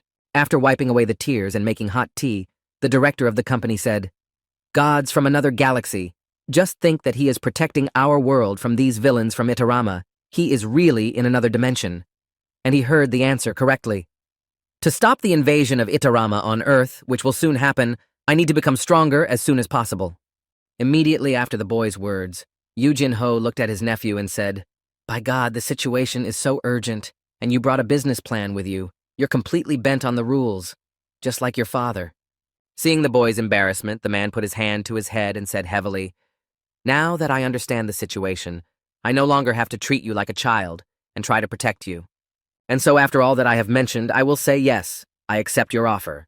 And hearing the positive answer, the boy jumped up and down and exclaimed with joy. After accepting the conditions of his guest, the company director bowed his head and said, "Once again, Sung Jin-woo will deal with everything on his own." The next moment he looked up to the sky where his friend was supposed to be, but the reason he let me recover my memories was because he gave me a chance to help. Once again convinced that his friend had not forgotten him, Yu Jin-ho added, "You can count on me to do everything I can to help Soo-ho." Sometime after the conversation with his uncle, the boy arrived at the gate, where a team of hunters was already waiting for him. Looking at the team of waiting men who were assembled just for show, Sung Soo-ho thought to himself, "This is the fighting team that his uncle hired? He did a great job of finding people to recruit the right number of members." As the leader approached the team, one of the members asked me if I would really be paid 4 million just for being in the squad to enter the gate, and he was told that was correct, and then added in surprise that you would go in alone. Looking at the confident guy, the man added, "I don't know how confident you are in your abilities, but you don't have enough brains if you underestimate the gate." Immediately after mocking the boy, the man suddenly changed his mood and added sternly, "Well, if you suddenly feel that you can't cope, feel free to tell us. Even though I'm not in the best shape right now, I can still give you a little help." Hearing the man's offer, Sung Soo-ho looked over at him. Immediately after paying attention to the man, the boy smiled happily and said thank you very much. The next moment, he headed for the gate before entering, adding, "I'll let you know if I need any help." As he crossed the gate line, the boy confidently said in his head, "My father always dealt with many problems on his own, and he still does." As soon as he was on the other side of the gate, and the hunters could no longer see him, Sung Soo-ho immediately hid his subjects by opening the shadow gate and saying, "Assel Gray." Continuing his thoughts with his gloved hands, he mentally added, "That's why I feel the warmth of his father's love in the command system I received." After going a little further beyond the gate and encountering a number of different monsters, he said, "Having fought with enemies to level up," he added in his mind that I did not want him to deal with everything on his own. At the same time, somewhere in the real world, having arrived at the right building, Lee Min-seok said to his driver, "Wait somewhere nearby," and he heard the reply, "I understand." On his way to a meeting with his business partner from whom he could ask for help to close the Stardust order, the man thought, I'll meet him for the first time in 3 months. Upon entering the penthouse, the masked vice president of the guild immediately caught the employee's attention. As he passed by the man, he heard in his back, "Oh, I saw you on the news. You're the vice president of the Reaper Guild, Lee Min-seok." And then he thought, damn, even the mask doesn't help. Although the image needs to be maintained, the next moment he pulled down the mask and smiled happily at the employee and said, "Thank you for recognizing me, elder." Waving goodbye to the famous person, the employee heard me say, "I wish you a good day," to which I replied, "I'm on your side. You're a hero of the hunter world." Walking further to the meeting point with my partner Lee Min-seok, I thought I was born into the family of the vice president of a construction company, Yu Jin, and from an early age I made my debut in the entertainment industry and advertised many products. Thinking back to his past where he was successful, the man added, "When I became successful, I was called the Prince of Asia, and after the world changed, I awoke as an A-ranked hunter and was considered the highest elite. And that's why I never stopped thinking that I would continue to be a predator, which I was throughout my life. But at one point, while driving with my driver, he heard that I had awakened as an S rank." Hearing the message from his driver, Lee Min-seok thought that before my driver, Lim Dogen, had awakened as an S-rank hunter, he continued to boast, adding that my age was already forcing me to become a hunter, so I would have to quit my job as a driver.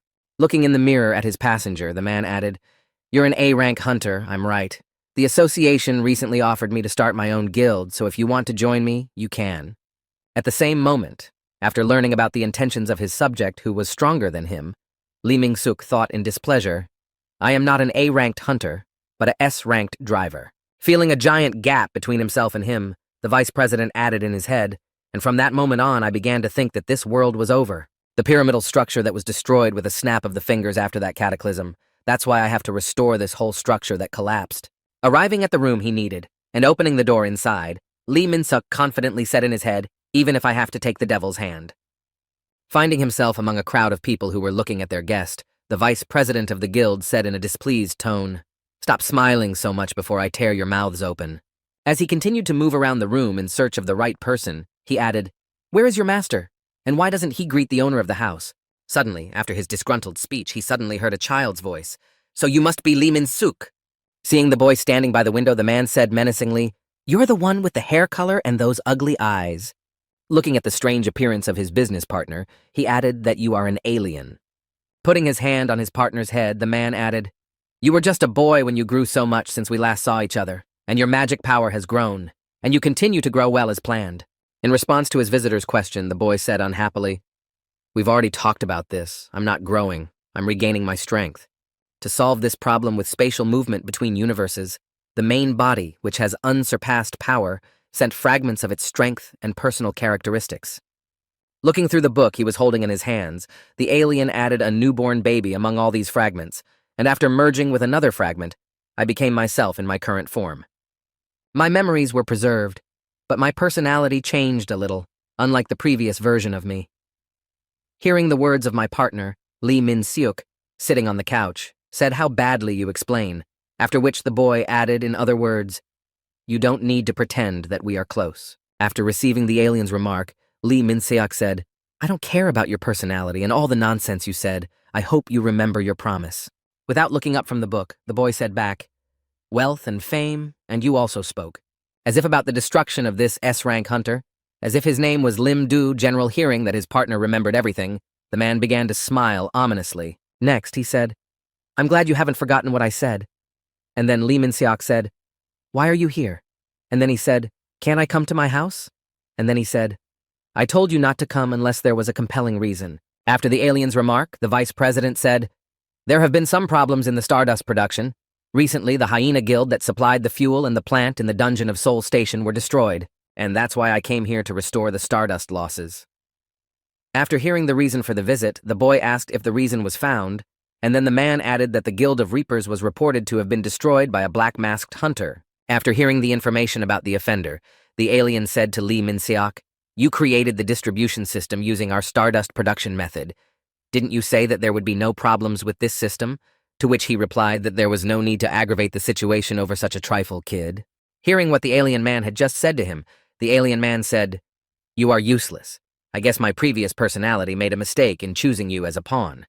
Hearing what he had just been called and who he was being taken for in this situation, Lee Min-suk grabbed his blade hidden by his leg and said, "Hey, alien." Instantly, he moved behind his partner and put the blade to his throat to demonstrate his superiority. After applying radical measures, the man said, "I am different from these brainwashed empty shells. Do not forget that I am a rank hunter, and I can kill you before you regain your strength." Putting the tip of his blade to the alien's cheek, he said angrily, "You are the pawn here, not me, remember?" In response to the guest's actions and words, the boy said, "Human hunters assign rank based only on magical abilities, and they believe that this is an indicator of strength." Angered by the arrogant behavior of his ill-mannered guest, the alien said, "Underdeveloped beings." Immediately after this incident, he used his power, which quickly spread throughout the entire radius of the nearest territory. All those who fell under its influence began to obey the alien, and one of them was the man who met Lee Min-suk at the entrance. At the same moment, feeling some strange sensations that suddenly appeared from all sides, Lee Min-suk mentally said what kind of magical power was coming from all sides. Noticing that everyone on the floor began to radiate a strange power and look at him suspiciously, he mentally added, "Is it really that little brat?" Not only the people on the floor, but also all the people in the building and a few meters away were affected by this magical power. Realizing that this magic had conquered many people, the vice president of the guild nervously thought about brainwashing all the people in the building. Without looking up from reading the book, the alien said, "My previous personality considered you necessary for survival, and now that I have enough strength to survive on my own," calling to him a large number of people who had taken out weapons to destroy the threat, the boy added that our relationship may change depending on the benefits you can bring me. To confirm his words, he demonstrated the entire crowd, which was ready to pounce on Lee Min-suk if he did something rash. Realizing that he had no advantage, the man threw away his blade and said nervously, "I was just kidding. I was just testing your abilities to see if you could really take out an S-rank hunter." And the boy replied as he closed the book, "As long as you're useful, I'll let you live." Immediately after, the effect dissipated when a man on the first floor, who abruptly looked up after gaining his consciousness, groaned heavily, exclaiming, "My neck." The next moment, calling to the girl who was holding an open suitcase with materials, the alien said it was a simulator obtained by concentrating Stardust 100 times. Looking at the product that was offered to him, Lee Min-suk said in surprise, "You even had such a thing," and was told that if you dilute them, you can get a large amount of Stardust. Unlike pills that can only be used by low-ranked hunters, this will have an effect even on A-ranked hunters like you, the boy added, looking back and smiling slyly. "Maybe you should try it once." In response to the offer, the man said no. "I'll refuse," and then thought, "I can't put something in my mouth that I'm hearing about for the first time."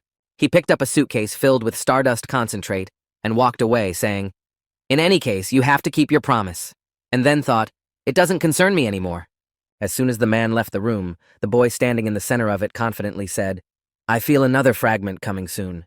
Looking at his hand in anticipation of the soon-to-be-received power, he added, "If I get the next fragment, I will be able to act openly without hiding." Anticipating how strong he could become, the guy made plans for the future and spoke confidently even then. And at the same time, somewhere in the gate where Sung Soo-ho entered, a fierce battle against monsters was taking place. And at that moment, a seal faced a giant cobra. As soon as it wanted to pounce on the girl at the last moment, she was saved by a boy who had attacked the monster earlier and grabbed its skin with his hands. Watching the actions of her master, who was fighting like crazy in this dungeon, the girl, wiping the sweat from her face, exclaimed to her young master. But at that time, the boy did not pay attention to her. He did not even hear her appeal as he was busy fighting against the monster. Continuing to squeeze the cobra's body in his grip, Song Soo-ho was finally able to simply tear its flesh apart, separating its head from its body. After defeating the monster, the boy quickly stepped back to avoid being hit by its carcass. At the same time, in the building of Lee Min-suk's property, the alien smiled ominously, waiting for the arrival of a new piece of his fragment, and said when that day would come. At the same time, I will begin my full-scale invasion, but his plans also did not take into account the presence of Song Soo-ho, who is currently training tirelessly to prevent this development. At the same time, sitting at the entrance to the gate where the boy for whom this team of random hunters was assembled, asked the girl, "Not too dangerous, right?" Immediately after turning her gaze to her comrades, she added, "We'll get 5,000,000 each, just for sitting here and waiting for that guy to come back from the gate. And the only condition is to keep our mouths shut about everything we've seen and heard here." In response to the girl's question, the man said that this was the 4th time he had made this challenge, and that hunters always pay on time, serving the community by clearing the dungeons so that they do not harm anyone. And then, the girl added that it was somehow wrong. Feeling a certain emotional responsibility for the guy and easy work with high pay, she heard, "Well, then follow him," to which she replied, "I don't want to." Hearing the girl's refusal, the man mentally said, "It's true, the kid is suspicious. He didn't bring any porters or pickers with him, but he went straight to the clearing. But if you don't collect anything in the dungeon, there will be no prey." Turning his gaze to the entrance to the portal, he mentally added to this he had only gone to the D-rank gate, and now he went to C. What was he doing there? At the same time, somewhere in the dungeon, BR was hurrying the goblins who were mining ore, and he shouted, "Come on! Work faster!" While the shadows were mining, Islil, extracting materials from the destroyed monsters, said mining in dungeons is not an easy task, but Gray heard a confirmatory growl. After a brief dialogue with her friend who was collecting, the girl turned her head toward the boy and said, "The young lord went off on his own to fight the C-rank boss. I hope he'll be okay." At the same time, while his loyal subjects were engaged in other cleaning work after clearing the dungeon, Song Soo-ho himself fought against the giant spider-like boss. He approached the enemy's body at a convenient moment and used his storm/skill. Immediately after the attack, 2 system notifications appeared in front of him, informing him that the paralyze effect of a high-strength target was activated and the effect would be weakened. Seeing that the enemy was indifferent to his attack, the guy was surprised to say, "Wow, he was able to survive. I just wanted to check the paralyzing effect of the blade I recently received. I wonder if it does not work on spiders." He drew his dagger again to strike again and finish the enemy off completely, and he knew that crawling vermin were the best. Immediately after, he moved his weapon to his inventory as it was useless against the enemy and then simply swung his fist. The next moment, he delivered a powerful punch right to the enemy's jaw, knocking him out of his strength and balance. As soon as the enemy lost his balance after the guy used his usual technique, Sun Soo-ho started to hit with his bare hands. As he continued to strike a series of punches at the enemy, he thought to himself, "I'm strong enough to defeat a C-rank boss by myself." As soon as the right moment came, he kicked his dagger into the air and said in his head, "Next time I can go to the B-rank gate." As soon as he intercepted his dagger, he immediately rushed at the enemy, thinking, "I also improved the ability to use the ruler's touch during the battle. That is, I pumped not only the level, but also the skills." Immediately after these words, realizing one interesting truth, he said in his head, "If you think about it, I have always used the ruler's touch to move objects." After this reflection, he found himself in the air above his opponent and thoughtfully said in his head, "I wonder what would happen if I used it with an attack." After coming up with a plan for a new use of his ability, the guy swung his fist and pointed the blade at the enemy. The next moment, there was a powerful collision in which he slammed his enemy into the ground, breaking his armor into 2 pieces. Immediately after this event, he received system notifications that said you have defeated a giant arachnid and your level has been increased. After defeating the enemy, the boy laid down on his dead body and said that this kind of use requires much more concentration. "I get tired much faster. It will be difficult to use it several times in a row." After a little rest, the boy headed back to his comrades, thinking that using the ruler's touch would open up endless options for battle tactics. And then the young lord heard.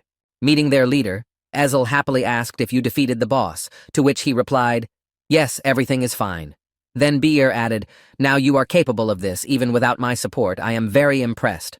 To which he happily replied, "Beer can absorb the remaining crystals of magical essence obtained from the monsters." After hearing the permission from his young prince, the subject pointed to the materials from the monsters and said, "We have already collected all the materials," to which he heard in response, "Well done." After moving all the inventory and then selling it, the guy saw a system notification that said you have been added 500 gold, after which he was surprised to say how convenient it is that I can sell all the materials we have collected using the store.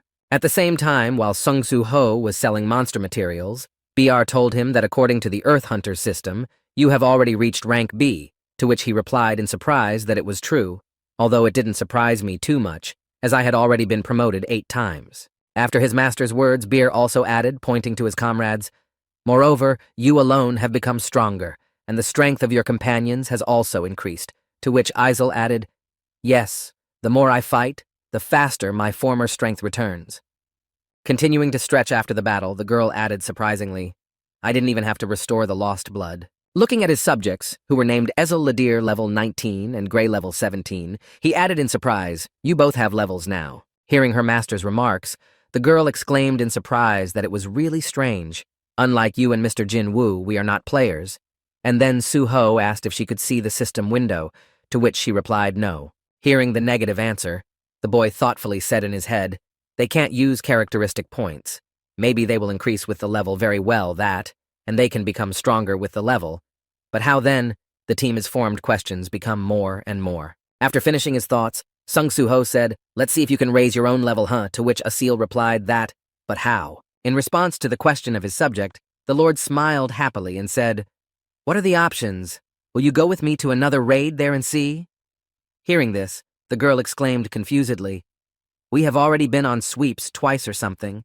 Trying to somehow reassure his comrades, the guy said, "Well, we can leave it for later. Let's do the daily task for now." After which Bir said, "Young lord, please be careful or you will develop an addiction." As soon as the subject finished speaking, a spatial portal appeared right in front of the squad, which appeared suddenly and out of nowhere. Seeing what had just happened in front of their eyes, Asil exclaimed in confusion as the gate opened at the same moment. Sung Soo-ho thought, covering his face with his hand, what a strong heat he was getting from the gate. Immediately after thinking about it, he exclaimed to Bir where the gate could have come from in the shadow dungeon, to which he replied, "I have no idea." Without finding out the reason for the SU-ho received a notification that said that an urgent task had been received between the spatial rift, enter the dungeon behind the gate, and destroy the cause of the rift. After reviewing the notification and its description, the boy was surprised to hear the urgent task in his head. The next moment, taking out protective suits from his inventory and throwing them to his comrades, the guy exclaimed, "Great Grey Isle, put this on." And catching what they threw to her, the girl said in surprise, and a fireproof cloak appeared in her hands. Throwing on the cloak with heat protection, Sung Soo-ho said, "It's a good idea to go on a raid," as the opportunity to go to the gate immediately appeared. Entering the gate of the spatial rift that suddenly appeared before them, the team found themselves in the Egyptian pyramid in the dungeon. At the same time, somewhere in the pyramid, a B-rank hunter from the Asura Guild named Liu Xing was gritting his teeth and drawing his weapon, trying to intimidate his enemy with a menacing glare. Immediately after pointing his blade at his opponent, he exclaimed, "What kind of impudence is this? Why would we want to free the dungeon? We of the Asura Guild came here first." In response to the disgruntled shouts of the man and his comrades in the dungeon, the enemy said, "Who cares who was first?"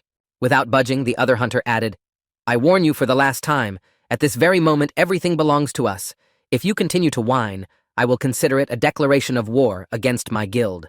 Hearing the threat from the threshold who did not want to leave the territory of the dungeon, Liu Xing said in his head, "Damn it! Why is it like this?"